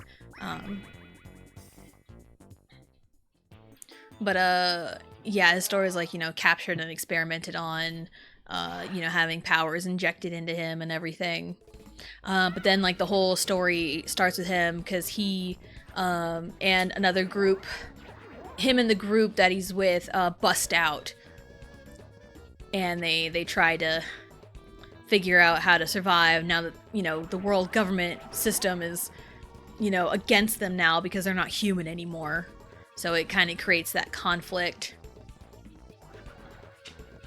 Because, one thing to note about, you know, my self-insert character is she was so against humans, because humans always, I say always as like an asterisk type thing, they had typically treated enhanced humans very poorly, again, WGS type thing, and so she was very like anti-human, like, no, you're gonna treat me poorly, I'm pushing you away first type thing. And then with her energy manipulation and her danger intuition. Also, BT dubs, if you are familiar with Crown of the Alchemist in any way, shape, or form, danger intuition will sound very familiar to you. When reading the 12v1, there was mention of like eyes glowing blue for a brief moment. That's danger intuition, which is like is it 7th sense? 6th sense? Something sense. And that is essentially in the realm of danger intuition. It's like your body sends a signal like, hey, something's happening. You know, sensing some kind of danger nearby. That's danger intuition. Because the people the enhanced humans have like a main power and a sub power. Like a primary power and a secondary power. 7th sense. Okay. It's like, was it 6 or 7? Because 6th sense is the movie. 7th sense. Thank you. But yeah, that's essentially danger intuition. So, what was I going? Yeah, so there's a primary power and like a secondary power. Like Utessa, energy manipulation is the primary power. You know, the blue energy beams, the eye lasers, you know, like the whole energy thing. That's the primary power. The secondary power is the danger intuition. Again, with the eyes glow blue and the intuition, like, you know, goes off and all that. And that's kind of what makes... That's kind of how we can get like really cool combos of things, is the primary and the secondary powers. Like, you know, 2 people can have energy manipulation, but their secondary powers could be completely different. Like, someone, like, again, energy manipulation and danger intuition. Oops. Could be a combo. Someone else could have energy manipulation and like some kind of like 360 vision, or some kind of like thermal vision, or like some kind of like enhanced durability. You know, like a secondary power is usually like an enhanced like durability, enhanced stamina, some kind of like non like abundant power. Like a quote-unquote lame power, I guess. Flight would count as a secondary power. Like 360 vision, any kind of like enhanced vision, enhanced like durability, dexterity, stuff like that is usually used. Strength is a secondary power, typically in my brain's rule set. So kind of stuff like that, you can kind of couple it together. Teleportation, maybe. But everyone's got like this secondary power. So, yeah. And that's kind of how I like my power setup, because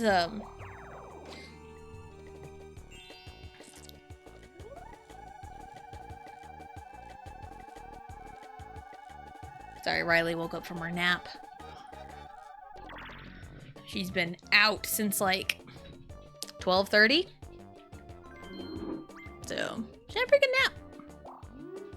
She was cranky. Steal a star from Mr. Waluigi. So I can't steal from Mario. But yeah, that's usually how I like to look at powers. I have, again, like with the whole like powers, the primary, secondary, kinds of combat, direct, indirect. You know, like I have like this whole freaking system in my brain. 1, 2, 3, 4, 5. I think the other one was a fake. Hello? Yes, please. Thank you. So, yeah. So, like, going back to, like, the question of the day, like, what's something you're knowledgeable in? I feel like I have done enough looking into, like, a bunch of superpowers that I feel like I can rattle off, like, a good combination of powers and how to use them. I think I had the idea for this a couple of times, and I tried writing a superpower thing, and then I kind of scrapped the idea. One of the characters has blood manipulation. Now you may be thinking, oh, if you had the power to manipulate blood, you could just make your enemies bow to your will, or, you know, you could just become a supervillain with powers like that. No, because I made the bro with blood manipulation a healer. That is honestly a great healing power, to control the blood. Like, if you're just profusely pouring out blood, you can just kind of control it and try to, you know, get the wound settled as you control the blood. So it's a really good way to use that power. That's why I liked My Hero Academia so much. I haven't finished it. I know it's over. I haven't finished it. But one thing that really drew me to it was the use of the quirks. They were all so unique. You know, it's like, hey, you know, like the way Bakugo's explosion power works, it's in his sweat. So his sweat is explosive.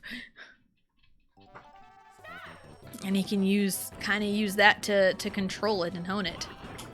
So, you know, stuff like that is really interesting to me.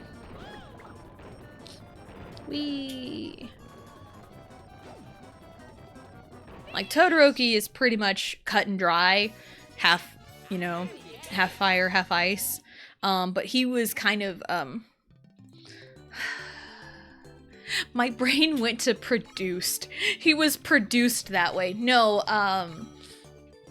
manufactured. There we go. It's kind of manufactured in a way, because it was one of those, like, yeah, it's like Endeavor has strong firepower and married a woman that has strong ice quirk, and, you know, try to create a very powerful half fire, half ice being, and failed a few times until they got to Todoroki. Until they got to Shoto. So, like, that's a whole, you know, different thing. You know, like, in all the different quirks, and even Mirio's quirk, you know, it's really dangerous, but he's just, you know, it's so easy to him. So just, you know, stuff like that, and even Uraraka's gravity and all that. So it's really cool. You know, I like the different quirks and different uses of the quirks. So that's what really drew me to My Hero. Again, just kind of it's like we get back to watching it, and then, like, life happens, and then we never go back to it after a while. Even there's a guy that has, like, a mind reading quirk, or like a mind control quirk. If he asks a question and they answer it, he can control them. And it's like, he doesn't want to be a villain, because that's an easy villain quirk to have. But, like, he wanted to be a hero and overcome that. So, like, it's stuff like that it's like, yes, I love that a lot.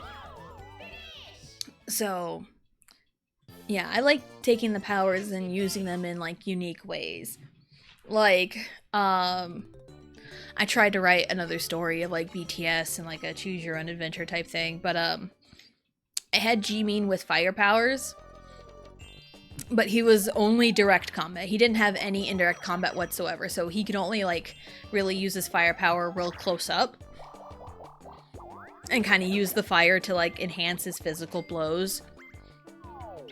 So it's, like, stuff like that I find a lot of interest in.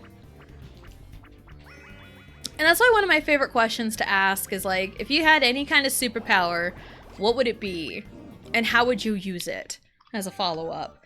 And it's like, a lot of the time, it's also like a really, it's a perfect vibe check. It is such a good vibe check, because it tells me who is creative and who can really put some thought into things.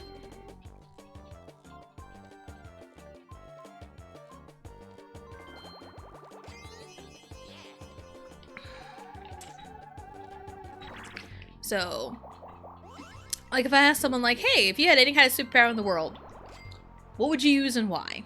What would it be and why? How would you use it?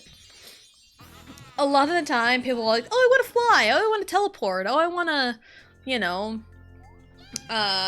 see through walls. You know, like the real common answers, like fly and mind reading. Everyone wants to be a mind reader, but it's like, that's too much responsibility. like, I remember, I think it was X-Men where I kind of, what's her name, Jean? Did she have the mind reading? I know she had like the force fields and stuff. Jean Grey, I think was her name in X-Men. I also really liked X-Men as a kid. So that would explain a lot.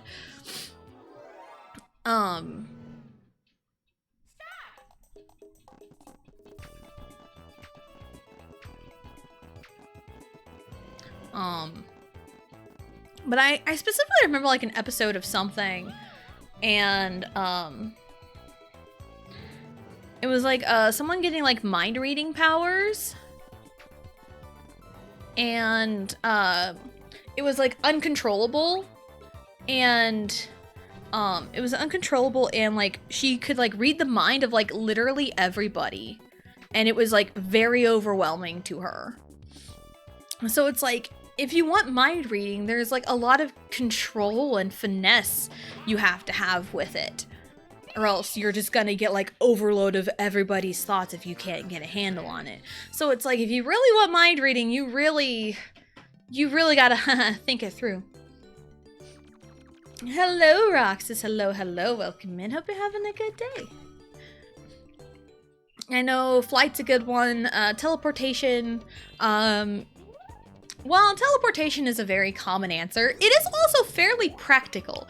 So if you're thinking, oh, teleportation, you're probably very practical and could like cut down on your time. Because like, you know, teleportation or like an instant transmission. You know, I would love instant transmission. Like, for real. Like, if I just kind of focus and like lock on to like, say like my brother, I could just like instantly teleport to him.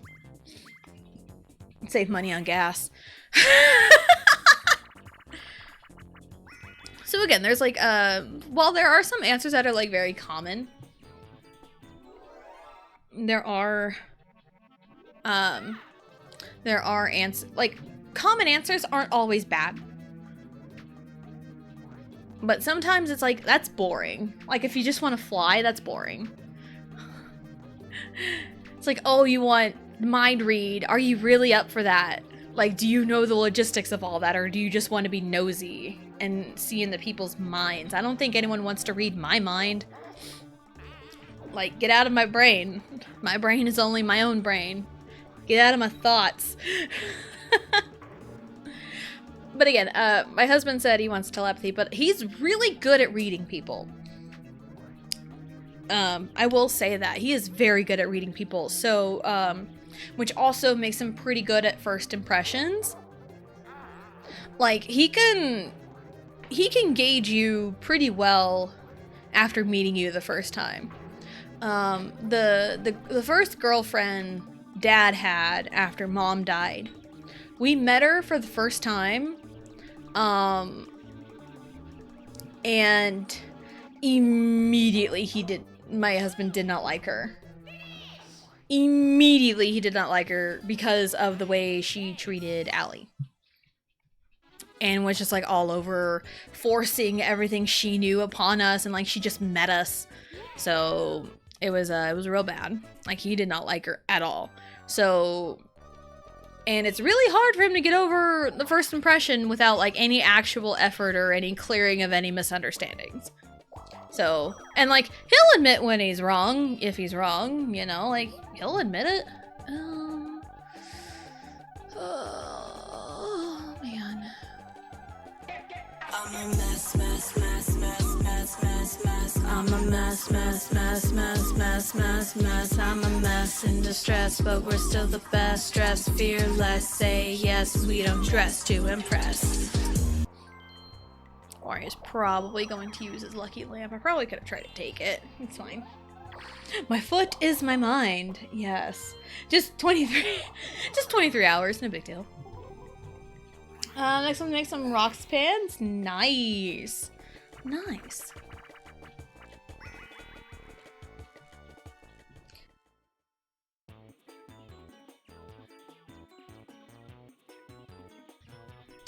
Alright, just believe in Joe Hendry. Yeah, just believe. So, yeah. So it's one of those, like, I have a lot of, like, you know, planned in my head, but also I think a lot of, like, writers are like that. Especially ones where you have, like, kind of superhuman stuff going on. Because, like, I feel like sometimes me talking about, like, random superpower stuff and works I have written about superpowers could kind of coincide with Blue talking about Coda. Because I do really love hearing Blue talk about Coda. And also, she'll message me about, like, stuff because I am a beta reader and I know a lot of things that happen in the story and, like, a lot of the plans they have for the story. So, and sometimes a lot of changes, she'll come to me about it. But yeah, there's the webtoon link for Coda, which recently came back. And hey, BT Dubs, I'm in the chapter because I won a contest a while back. I won a giveaway. And, you're wasting your money. Yeah, I won a contest. And I got to have a feature in the webtoon, which is really awesome. So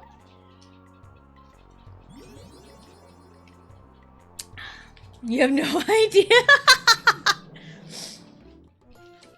Got to give you a power. No, that's not the question. You got to come up with that yourself. Why would I come up with your power? The whole point of the question is you yourself come up with the power, and I will judge you based off your answer. That's the whole point of the question. Like, I'm not the one in charge of your own powers.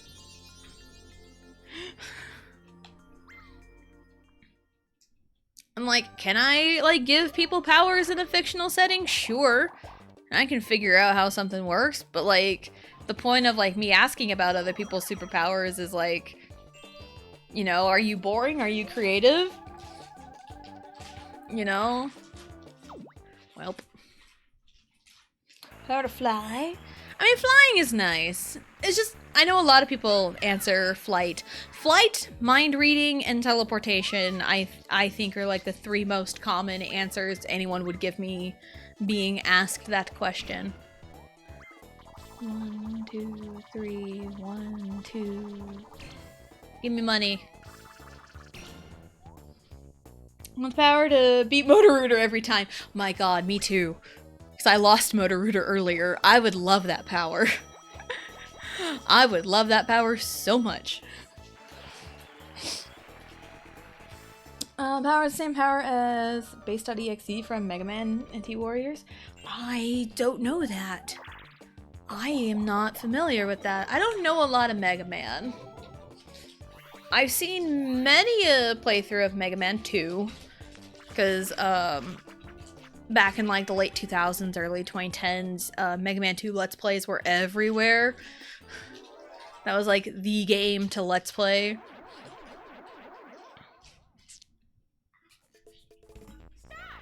Ah!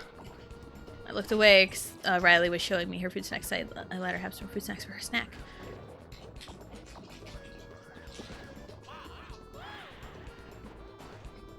Alright, you just voluntarily jump into the fire. Love that. But yeah, also, reading through Coda and going through, like, beta reader stuff and just kind of seeing things play out, like, fully fleshed out in, like, the finished chapters and even in the book. Like, I can, you know, use my superpower brain, my knowledge of things, be like, hey, that's kind of similar to this. To, you know, X, Y, and Z. Like, again, the seventh sense, that's, like, danger intuition. So it's really funny because it's down to the blue energy. It's just, it's funny in an ironic sense only to me. Because, again, reading the 12v1 Exo fight, the examples of the danger intuition, the eyes flash blue. Well, for the seventh sense, their eyes go blue. They kind of have a little flashy flash of the blue. So it is very similar, but also, like, it's danger intuition. It's pretty self-explanatory. You'd hope, anyway.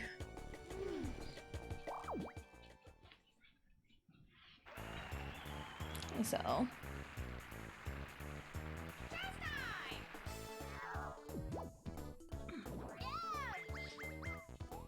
yeah, maybe one day I will.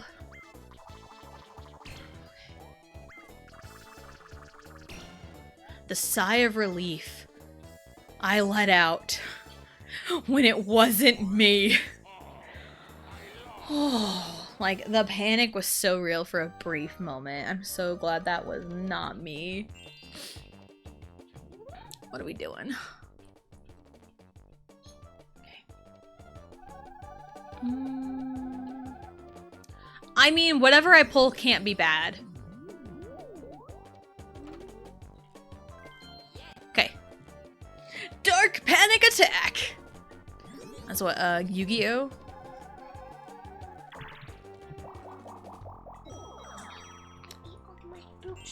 Good job, Riley. Riley ate all her fruit snacks.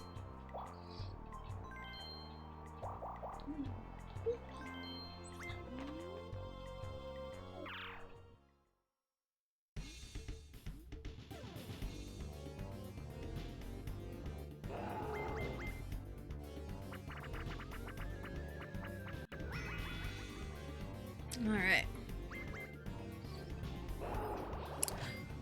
But yeah, maybe one day I will do something with the superpower ideas in my head, especially with like those characters I came up with when I was a kid. It's again, I have like ideas for like story arcs and backstories and everything for these characters. But it's like, it's one of those, do I take the time to actually like go for it, you know? But you miss 100% of the shots you don't take. But I have so much other stuff happening. So, I got so much other things I'm working on. So I'm working on, a project for, something to add to stream. I'm working on that. I started that last night, stayed up till 12:30 working on it. I wish I got the magic lamp. So I'm working on that. There's another little like kind of side project I'm working on too. But it's like, I don't know, man. Finding time to like work on things. And you know, as a mom of two, you know, there's only like so much time to like work on hobbies, like dedicated hobbies. So, you know, but like a little bit here and there is better than nothing at all. So it's like, I will take the time I am given, you know? I'm like, yeah, I'm not losing sleep over it, but sometimes, kids are home today? Yes, they are home today. So, I would imagine this board's going till 4. Yeah, this board's going to 4. So, we're good. We were halfway through at an hour and a half, so this board's going by a lot faster than Deep Blue Sea did. But yeah, we're going to 4. So if you need to go take a 20-minute power nap, you're good to go.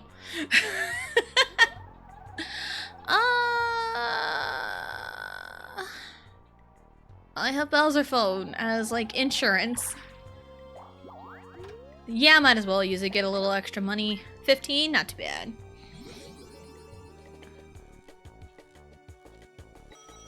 Yay. Thank you. Okay. So, but yeah, it's just one of those things about like, you know, being a parent and still having time for your hobbies and everything and balancing everything. Life is just a big old balancing act. The power to power nap, I know. I don't know if I can really, power nap.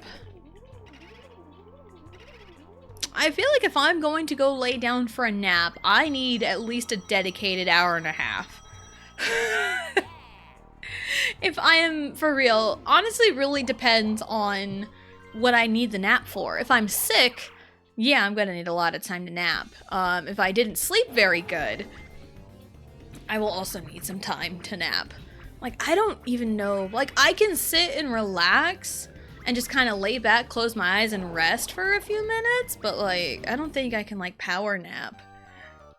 Like, the act of laying down and taking a nap for 20 minutes absolutely terrifies me, because I know I will just fucking sleep.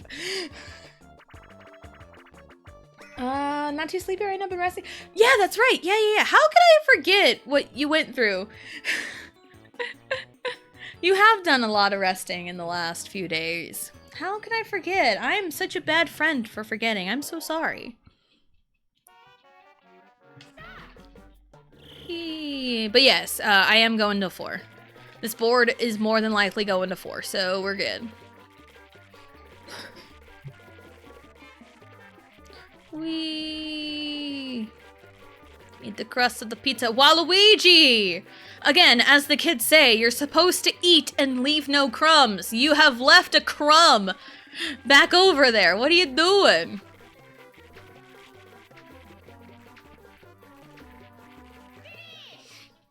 Oh. I just didn't know if I should eat now to get ready for 3:30. No, you're good. You are good. We're going till 4. We are going till 4. You have time to eat. Ow, I bit my tongue saying that. There's our question of the day. What's a subject you feel you are very knowledgeable in? It's one of those, I feel I am knowledgeable in, you know, talked a lot about superpowers. Talked a lot about superpowers. And my knowledge... What the fuck, game? It's like, oh, you can't afford a star? Here you go. Wanted to kiss you a little smooch. Okay. It's smoochy smoochy. Valentine's Day was Saturday. Was a few days ago. Yep. There's one up there. What? You can play in your room, I don't care.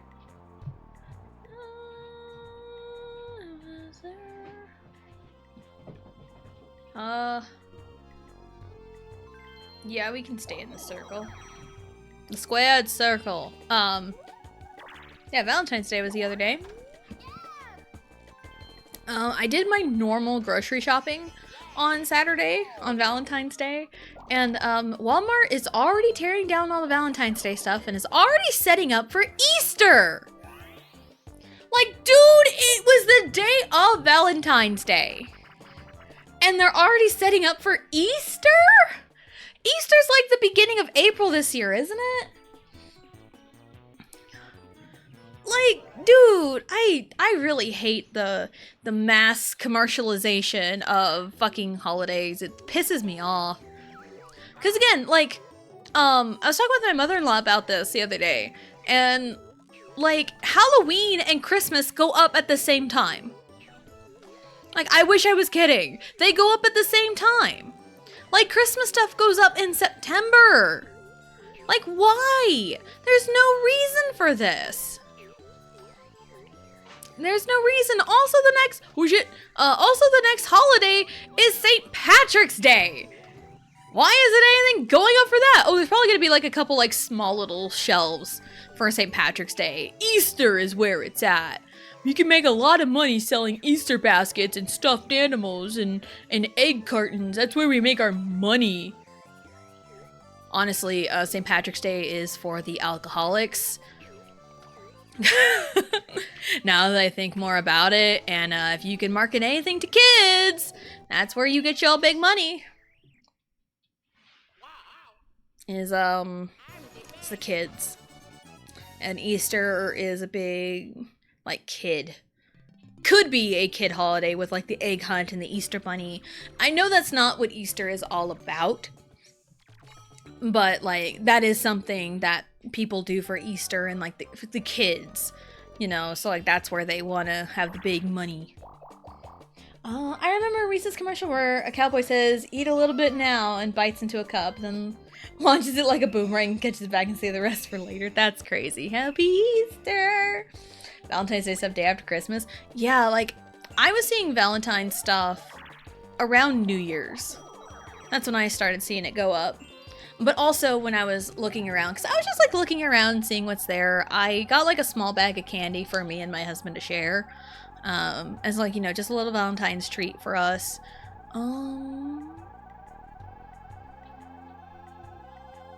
He's kind of harmless right now, honestly.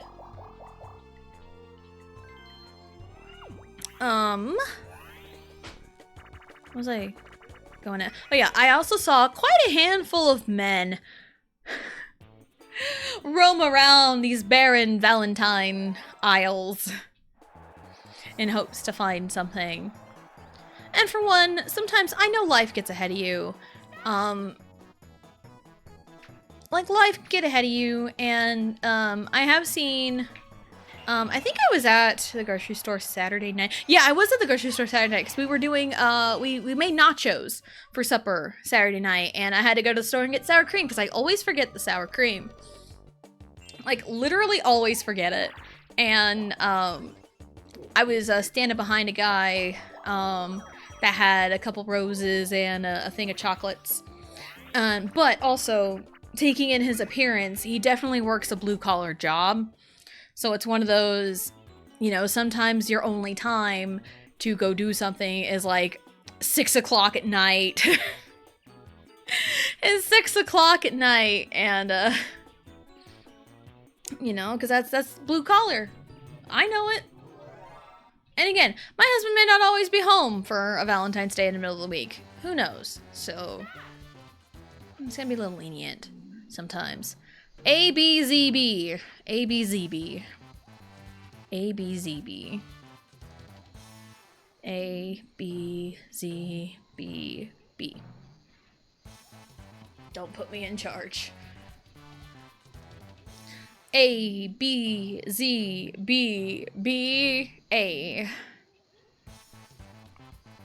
Dun dun dun dun dun dun dun. ABZBBA. Z. BBAZ.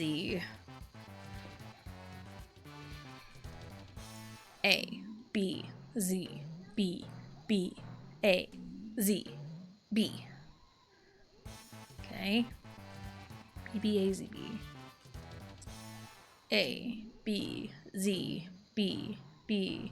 A. Z. B. B. Dun dun dun dun dun dun dun dun. A. B. Z. B. B. A. Z. B. B. Z. BBZ.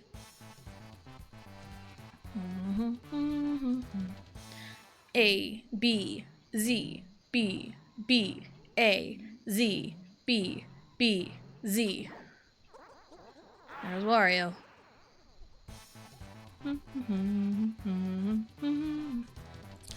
A. B. Z. B. B. A. Alright, it's up to me.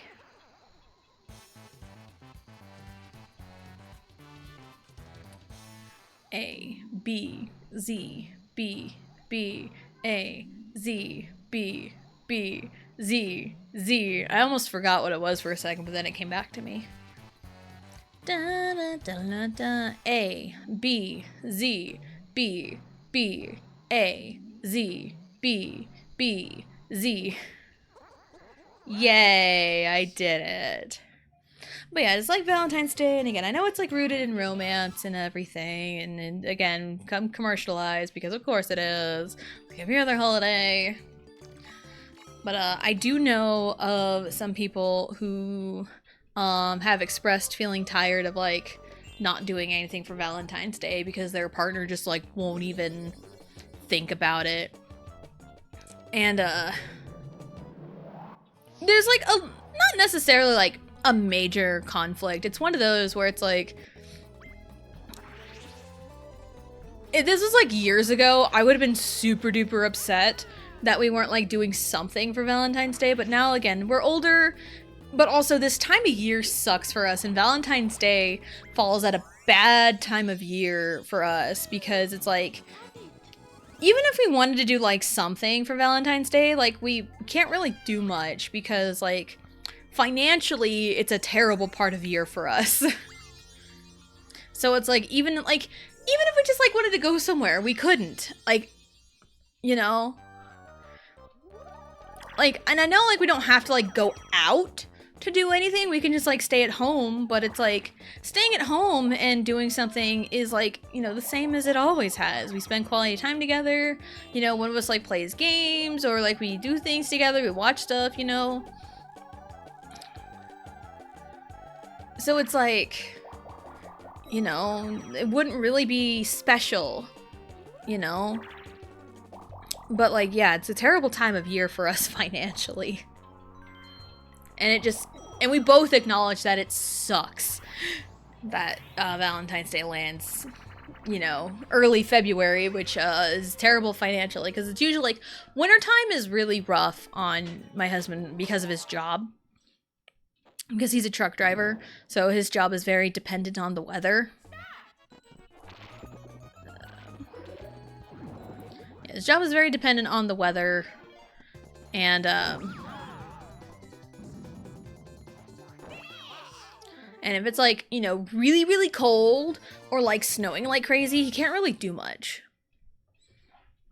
So, and that's usually, hey, wintertime.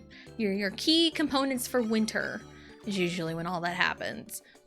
So, and it's, you know, he works less hours in the winter, you know, but like with his job right now, they have like stretches where they're busy and stretches when they're not busy, and it's just kind of inconsistent right now, and it's a little rough. But like the last couple weeks has been good work-wise, so his next paycheck should be pretty good, which is also really good because we do have taxes coming up as well. Where? Over there. Let's go over there. Okay. So yeah, we should have a good paycheck coming in, and also taxes. And it's like, again, tax time is different for everybody. Tax time is pretty good for us because we do get a return. We do get a return. There have been a few years that we haven't gotten a return, but that's because of my husband's student loans. But those are all paid off, I believe, and we get returns again. So I'm not gonna like disclose how much we're getting back, but we are getting stuff back because we have 2 little tax deductions.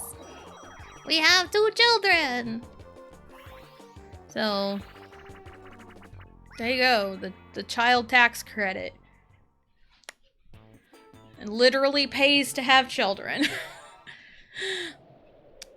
But children are still expensive, don't get me wrong. Children are expensive. It's one of those, with Allie, we had like literally no idea what we were doing. But also, here's a little fun secret for you. I say fun secret, but those who may know the system, you know, kind of know how to do this. My dad was self-employed. And when you're self-employed, you really got to know the game. You really got to know the game when you're self-employed. Because my dad's dead, so he ain't gonna get in trouble for this. My dad, at like the height of his career, he made a lot of money. He made a lot of money. But he also got paid, you know, in cash a lot. He was able to like, quote unquote, fudge the numbers because, you know, he knows what could be written off as tax, like a tax write-off. Because he wrote several checks out to people that could be counted as advertising. And if it's for advertising, that's a tax write-off. So he was able to like fudge his numbers. And when we found out we were pregnant with Allie, we weren't even married yet. Like, we were only dating for a few months, and then it's like, oh shit, we're pregnant. So, I was able to get government assistance. I believe the program is called WIC. I was able to get on that because I wasn't married, went off of my dad's income. And he was able to fudge the numbers and only make so much a month that we qualified for government assistance. Dang it. So, yeah, we couldn't quite do that with Riley. So, we were able to get many cans of formula a month. I think up to like 10 cans when the baby's first born.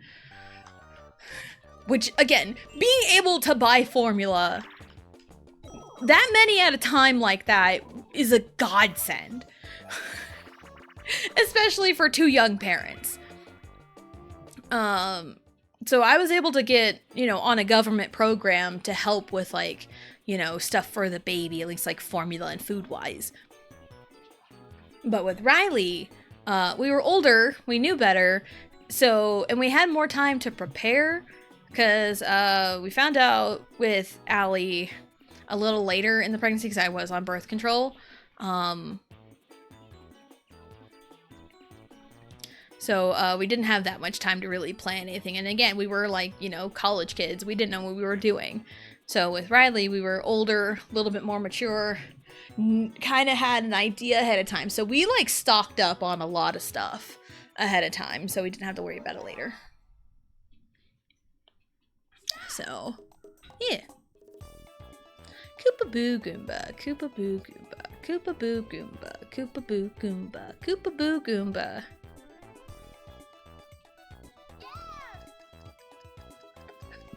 Goomba. So yeah, and again, overall, tax time is different for everyone. Some people owe taxes, some people get a return, some people don't get anything at all. It's different for everyone, so. Boo Goomba Boo! Koopa Goomba, Boo Goomba Boo, Koopa Goomba, Boo Goomba Boo, Koopa Goomba, Boo Goomba Boo, Koopa Goomba. Fourth Koopa. Boo Goomba Boo, Koopa Goomba.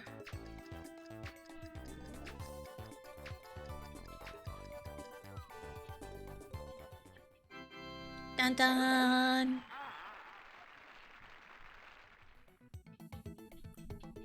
Koopa Boo Boo. Koopa Goomba Goomba. Alright. Koopa Boo Boo. Koopa Goomba Goomba. Koopa Boo Boo. Koopa Goomba Goomba. I love it when it's really easy like that. Koopa Boo Boo. Koopa Goomba Goomba. Fourth from the right. Koopa. Koopa Boo Boo. Koopa Goomba Goomba. We did it. Ta-da! But also, we got really lucky with Riley, because Riley was born in 2021. A year later, in 2022, there was, I think, a nationwide formula shortage. We got very lucky that Riley was off of formula by the time the shortages hit. And you can hardly find formula anywhere. It was so rough in these waters for a long time. But yeah, we got real lucky in the timing, because you're supposed to wean your kid off of formula, damn it, after a year. So it's like, well, yeah, if you formula feed your kid, if you give your baby formula, give it to him for a year, and then after the year, that's when you start introducing whole milk. Specifically whole milk. And I think you're supposed to give them whole milk till they're about 2, I think. But at that point, it's like whatever milk you want to give them at that point. But when they're like a year old, specifically whole milk. Because I remember my doctor had emphasized that. So, but yeah, I remember the trick that we did, because both kids did very well transitioning to milk and then getting off of the bottle itself. And the trick we did was in the time leading up to them turning a year,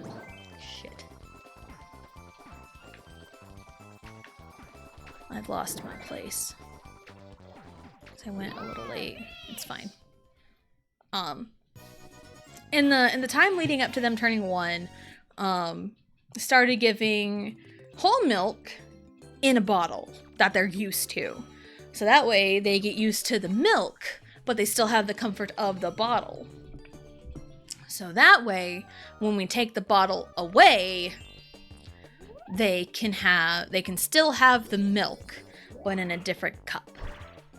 So that helped with the transition. Wow, Mario, you fuckhead. Out bottom jeans. Oh, boots. He could do that? I didn't know he could do that. Huh, all right.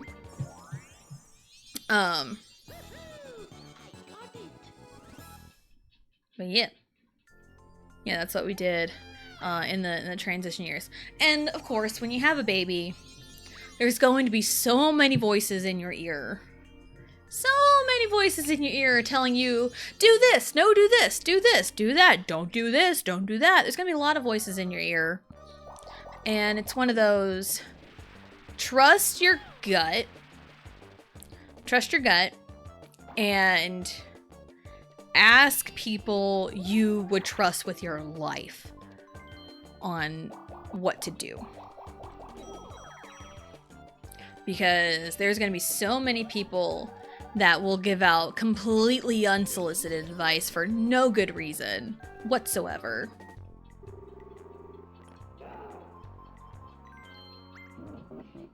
And it's going to be like real bad.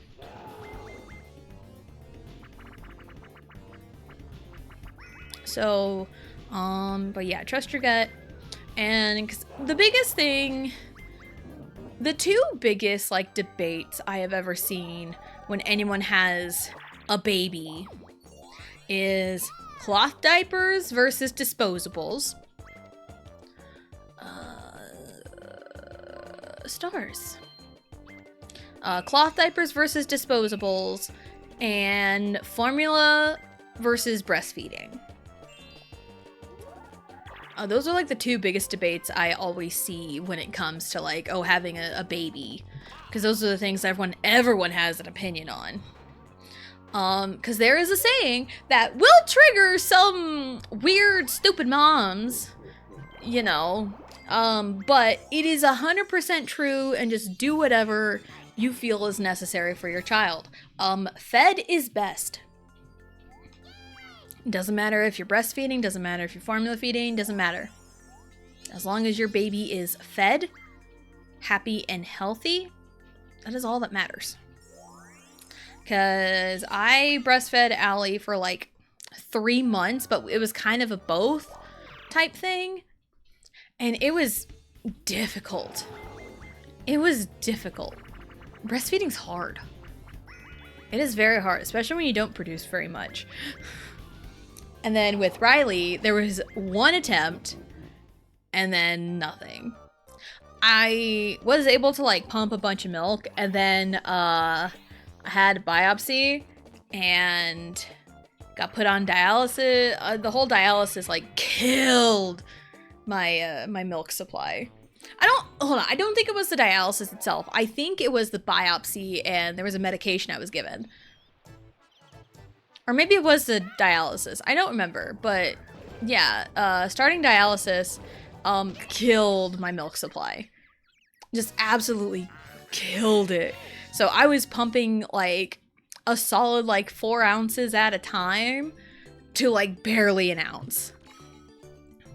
So, but yeah, and it's like Riley's only ever really had like 1 bottle of breast milk, and that's really it.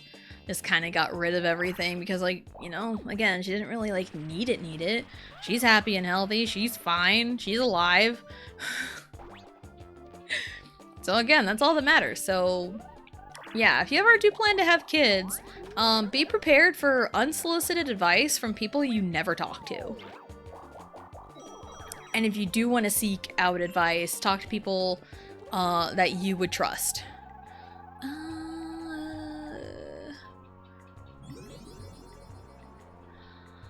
Baby Bowser.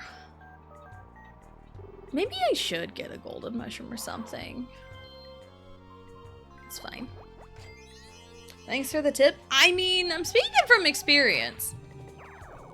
Because I have had great advice. I have had terrible advice.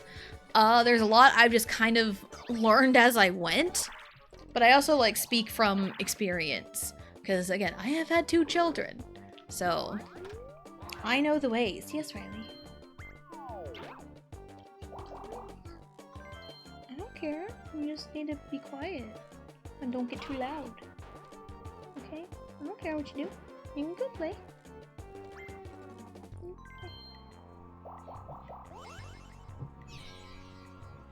So, yeah.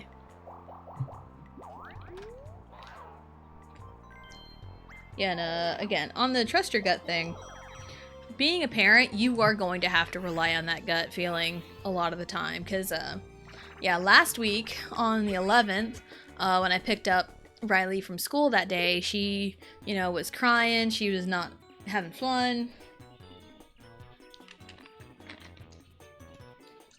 She just wasn't feeling very good. And it was one of those, do I take her? You know, it was 4 o'clock. And it's like the clinic would still be open. The clinic would still be open until 5. And I tried calling the clinic and I couldn't get an answer. So I was like, do I take her to the ER? Do I not? Like, what do I do? So I'm like, I need to trust my gut on this. She is absolutely miserable. So I took her to the ER. I went and picked up Allie from after school program real early, which worked out because she didn't have homework, or she finished it in class that day or something. And so I picked her up from after school program, went to the ER thinking it was going to take forever because the ER usually takes forever. So that's why I picked up Allie. And trusting my gut was rewarded heavily because we were in and out of the ER in like 20 minutes. Because went in, explained Riley's ear was hurting, and doctor was right there, looked in her ear, like, yep, that's red, that's infected, ear infection. Called the pharmacy, get amoxicillin, and send them on their way. And we were in and out of there in like 20 minutes, which is insane. Which is insane for an ER visit. Standard lasts 5 turns. Procedures, all red and blue spaces are double. And if you land on the same space as your opponent, you get to duel them.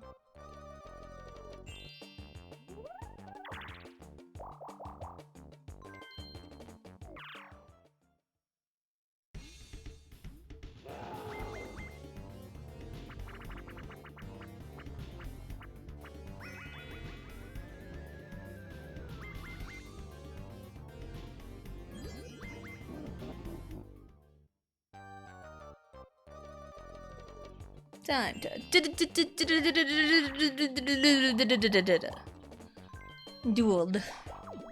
duelled. So yeah, trust your gut. Sometimes that gut feeling, a lot of times your gut feeling's correct. It just really depends on if you want to listen to it or not. Because there's a lot of times where I've had a gut feeling about something and I didn't listen to it, and then I got hurt in the long run. So, but there's also times where I've trusted my gut on something and followed through, and I got rewarded for a quick trip to the ER. So, yeah, I think the last time I had a gut feeling that I didn't listen to was when the ex-friend of mine blew up at me over quote-unquote spoilers for Final Fantasy. Because at that moment, looking, like, my gut told me after the whole thing was like, that was really shitty of them to do. But at the time, I was still part of an event that they were running, so I still had to, like, I couldn't just be like, that was stupid, that was, you know, I couldn't really, like, do much about it. But, like, my gut told me, like, I can't do this. I should have listened to my gut.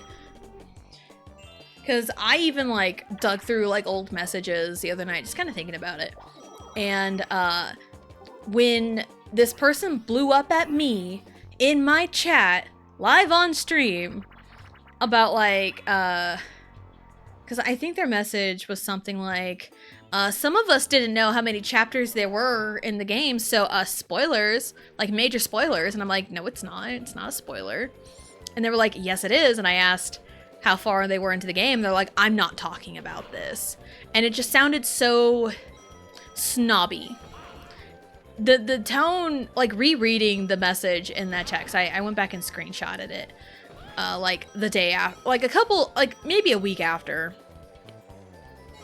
Or like maybe a while after, I don't remember, but I went back and like screenshotted the message in chat. And it sounded very snobby. Like looking back at it, it's like, wow, really? And then I remember right after stream, I messaged them directly, apologizing for spoiling Final Fantasy. And again, looking back on it, I shouldn't have had to apologize. That was not my fuck up to apologize for. But I did anyway because I felt like I needed to, because I had upset them so much. You know, because I was trying to be a good friend. But then they never responded to me at all. And then I had to say something the next day because that's when Vegito wrecked his truck and lost his job 2 years ago. Yeah. But that was like one gut feeling where I should have listened to it. Because I didn't listen to it, you know, months later, I, you know, got extremely hurt by their actions. You know, so again, I should have trusted my gut on that. So I have learned to trust my gut feeling. But also, again, I have had some pretty good friendships. I've had some pretty good friendships. And also around that time where the ex-friend decided to ban me in their chat and block me and all that, you know, stuff, I had... not really, like, I wouldn't call it a safety net because that sounds kind of bad in the context. But I was surrounded by really awesome people at the time, and that really taught me what a healthy friendship's supposed to be. So I was very thankful for having that around that time, because I was also going through like other things too. It wasn't just like that friendship breakup. It was like other things in life that just happened at the same time that that was a very rough time for me. So I was very thankful I had some awesome friends. You ate soup? What kind of soup? What kind of soup did you eat? You're at soup. So yeah, so listening to my gut that, I've got awesome friends, and I should listen to my gut more. And also, again, the mom intuition was yelling at me the day I took Riley to the ER, but again, I was rewarded for like a 20-minute trip. And that's the bottom line, 'cause Stone Cold said so. Thank you for the follow. Thank you so much. Welcome in.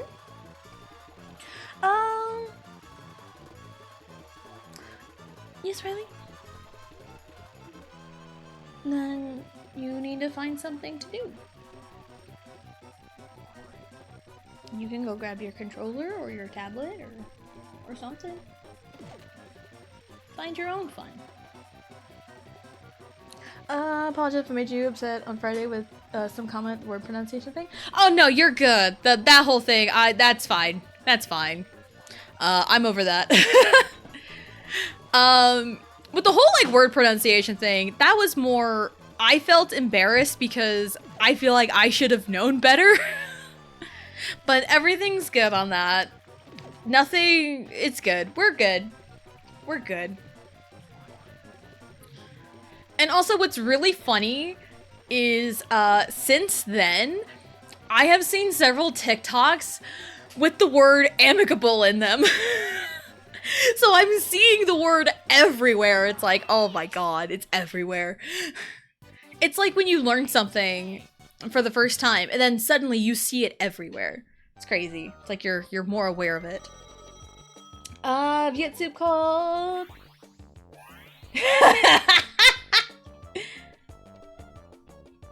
I'm not even gonna try. It's like pho mixed with beef stew. I know how to pronounce pho. I know how to pronounce that, at least. So good. It's got like slow roasted beef chuck, carrots, and beef stock mixed with pho. In the light of our lives. Thank you. I'm glad I can entertain.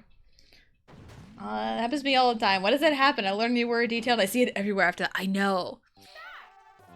Like, the biggest example of amicable that I have seen, shit, is apparently this, makeup influencer that is very popular on TikTok. Her name is Michaela Nagara. Everything I have ever learned about her is against my will. And I think a couple years ago she got married, and there was a whole freaking scandal because allegedly her wedding was sponsored by the makeup brand e.l.f. And it was all influencers, no friends, no family at her wedding, and it was a whole thing. Again, everything I know about her is against my will. So, and then she had posted a TikTok sometime over the weekend that her and her husband are getting a divorce. And there's a whole friggin' thing. So, yeah. And like, since then, I have heard it everywhere, because like with other people talking about it, you know, it's like, oh, they wanted to, you know, end things amicably, and but it's like, is it really? You know, or is she doing it for, you know, the likes or whatever? It's a whole freaking thing. And again, I've started seeing it everywhere in any context since then. So, amicable haunts me in the best way. Excellent pronunciation of pho. Thank you. Pronouncing a word wrong, lame. Adding letters to make a new word without realizing it, incredible. Peak comedy, top tier. Oh, goodness. Made Roxas from Kingdom Hearts 2 and Tony Hawk Pro Skater 3-4. Nice! Nice! Yeah, I am trying to post on TikTok again. I have like little bursts of like, yes, I am posting, I am doing good. And then I get in a slump of like, I procrastinate, I get lazy, and I am very well aware of my laziness. It's like and there's also like a couple clips where I have turned into TikToks, and then I kind of sit back and realize, I don't think this would do very well as a TikTok. So then I kind of scrap it, and then I have to like almost kind of like, not like wait on clips to be made, but sometimes it's like these moments, you know, that are worthy of being clipped, like would they be good as TikToks? It's kind of like one of those things. I do have a couple more ready to go. I have a few more that happened more recently. So, because I posted the one where it was Mario Party 2 Day at the Races. And it was where Bob-omb was just taking a casual stroll, didn't have to like light up, no nothing. It was just walking. I love that so much. It gave me so much life. It was the best. And I edit on TikTok. Like, I use a site to make the vertical layout. But then I do most of the editing on TikTok and using their editor. But there's a few things that it can and can't do with like a, you know, pre-upload, like a pre-made video, essentially, if you're going from your camera roll instead of just recording via TikTok.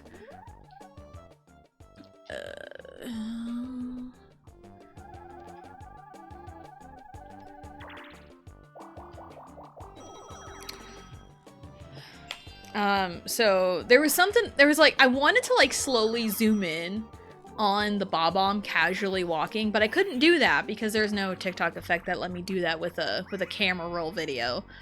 So which is kind of dumb, but like, it's whatever. Just kind of deal with what you got.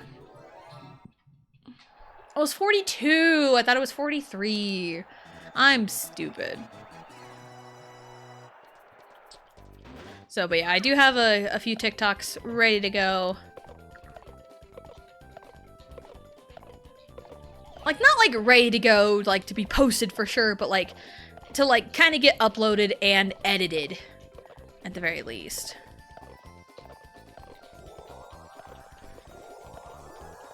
So, Like, the next TikTok I have in mind is really, really funny. It's something so silly that happened in the game. It was so funny.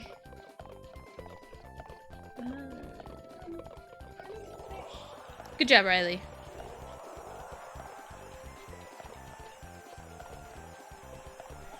Ah, so close to the record. Kansas City autocorrect changing TikTok into Tic Tacs. Oh, that's so funny. Good job, Riley. Good job, Riley. Tic Tacs. That's great. Last 2 turns.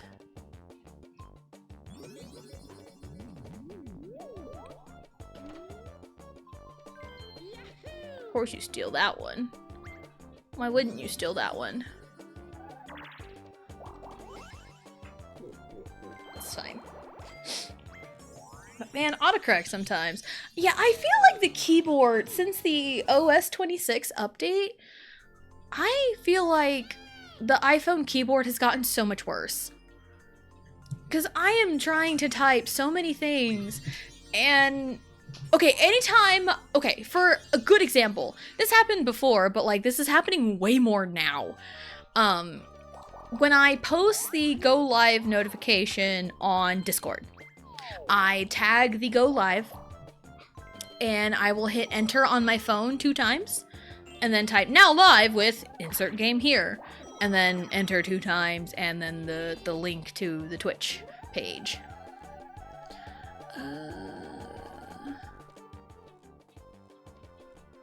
Where did the stars go? 1, 2, 3, 4, 5, 6, 7, 8, 9, 10. Or 1, 2, 3, 4, 5, 6, 7, 8, 9, 10. Oops. Oops. Nope. 1, 2, 3, 4, 5, 6, 7, 8, 9, 10. 1, 2, 3, 4, 5, 6, 7, 8, 9, 10. 1, 2, 3, 4, 5, 6, 7, 8, 9, 10.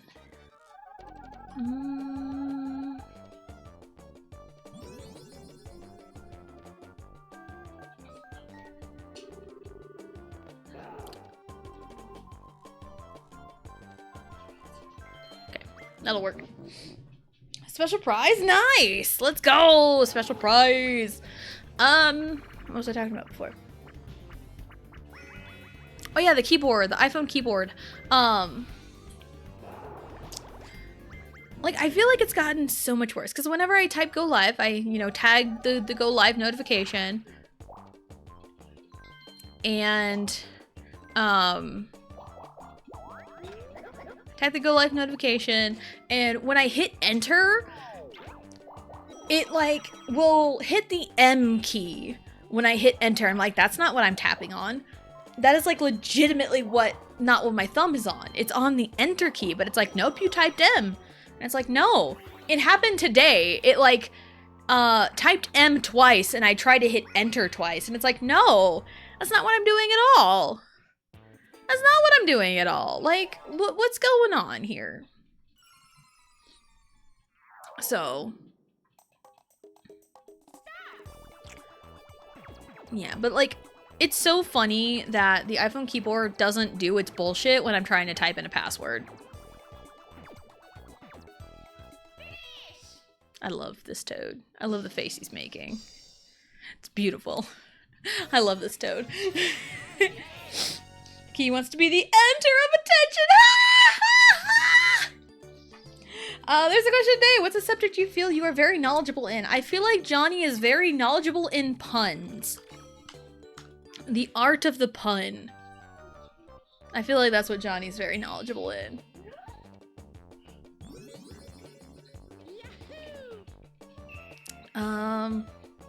Yeah, it's like the only time the keyboard doesn't do its bullshit is when I'm typing in passwords for very important things. Like to access my online banking. When I'm typing in my password, it doesn't do the bullshit. Which is, it's so stupid.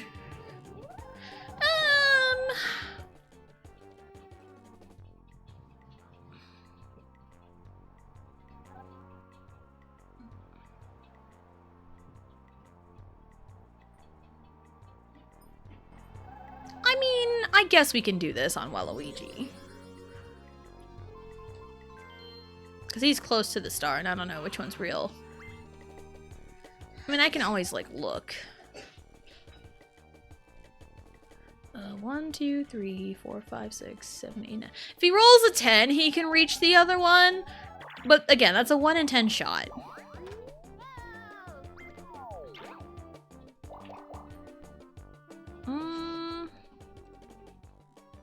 One, two, 1, 2.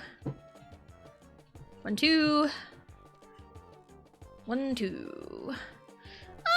We'll just do this. Get the blue space at least. You are very welcome, Johnny. Yeah, you're like the master of puns. You're very knowledgeable in puns.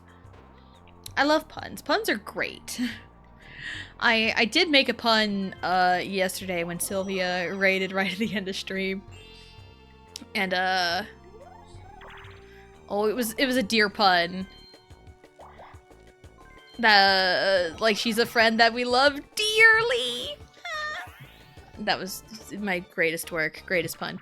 No, I still think my greatest pun and joke was when I made my husband shut off his game and go to bed. That's my greatest moment, honestly. It was the best thing ever. Because he was playing Dragon Ball Z Kakarot. And he was in the Namek stuff, the Captain Ginyu stuff. And,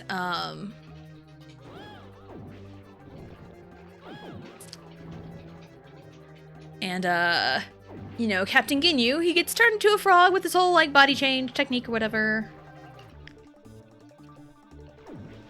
Dang, Waluigi. Alright, he, you know, and, it's kind of left ambiguous what happens to him, you know, in Dragon Ball Z. And, I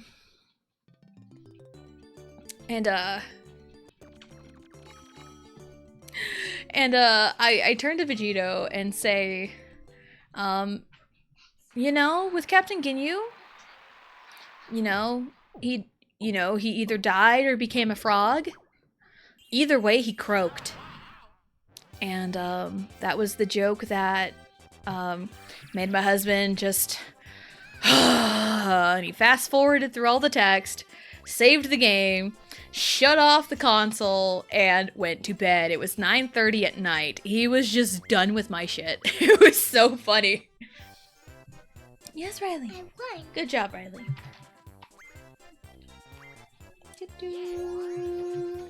We do have ads coming up, but I'm just gonna let them go because I only have one snooze, and also we are done, and they only go for a minute. So,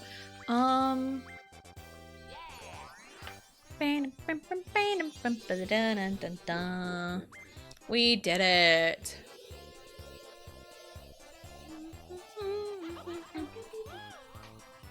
And of course, no Wacky Watch when I am not on a time crunch. That's crazy. Yay, I won! We both won. Yeah. Yeah, because I got both kids home today. Because school got canceled at like 8:30 last night. Because of weather, because it's very windy. Like max wind gusts of 60 miles an hour, I think I saw. And that's why they canceled. And it is very windy today. And also just like dust flying around, so. I had 5, you had 9. A couple chance times, 1 I was sweating. Nothing too out of the ordinary, no gambling. I was afraid of gambling. Alright. Alright, we're just gonna let the ads go, and once we come back from the ads, we'll go over the rest of the week. So, yay! I already have a raid message in mind for one Royal Blue, because she's live for the first time in about 2 weeks? Roughly 2 weeks, I think. So we'll go raid Blue later. Yeah, just kind of stalling for the next 10 seconds. Today was really fun. So, all right. 2 seconds of ads? Yeah, sometimes the ads are kind of crazy. There's been times where I had gotten ads in Blue streams and I've only gotten like 30 seconds of ads in what's supposed to be like a 3-minute ad break. Something up with Twitch's ads, but it's fine. Welcome back. Tessa's knowledgeable at being awesome. Oh, thank you, Johnny. I appreciate you. And also after Friday, I am now knowledgeable in the word amicable. Anyway.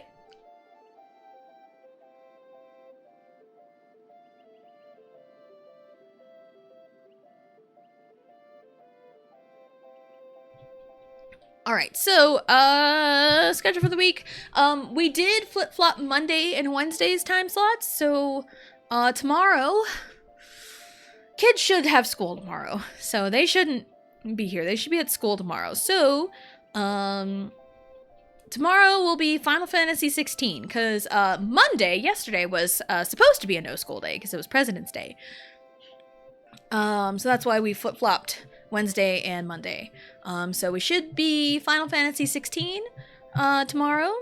Thursday will be Mario Party 3. I've just been kind of cruising in Mario Party 3, honestly. I've been, enjoying it. I like Mario Party 3.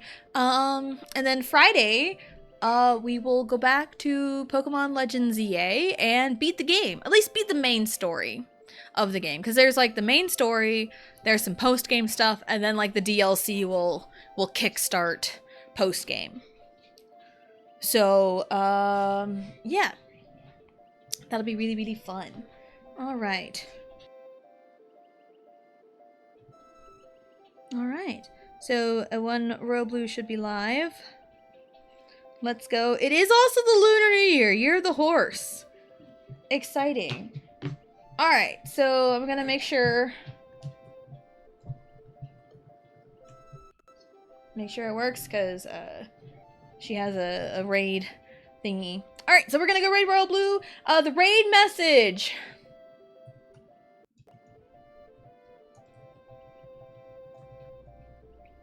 This should work. Like a badass, please. And that'll be our raid message.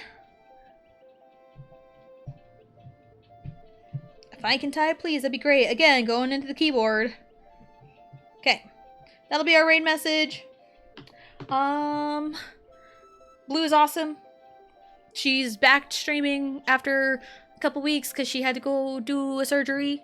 But she's back for a while, so we'll go say hi. And Blue's like one of my best friends, if not my best friend. She's my best friend, best of all best friends. Do you have a best friend too? She's like my best friend that's not my husband. But she's very awesome. Lion VTuber. We love her. We're gonna go say hi to her. Mondays are usually Final Fantasy 16. Tuesdays and Thursdays are Mario Party. And Wednesdays and Fridays are Pokemon Legends EA. So thank you everyone for coming out and hanging out. And we will see you next time.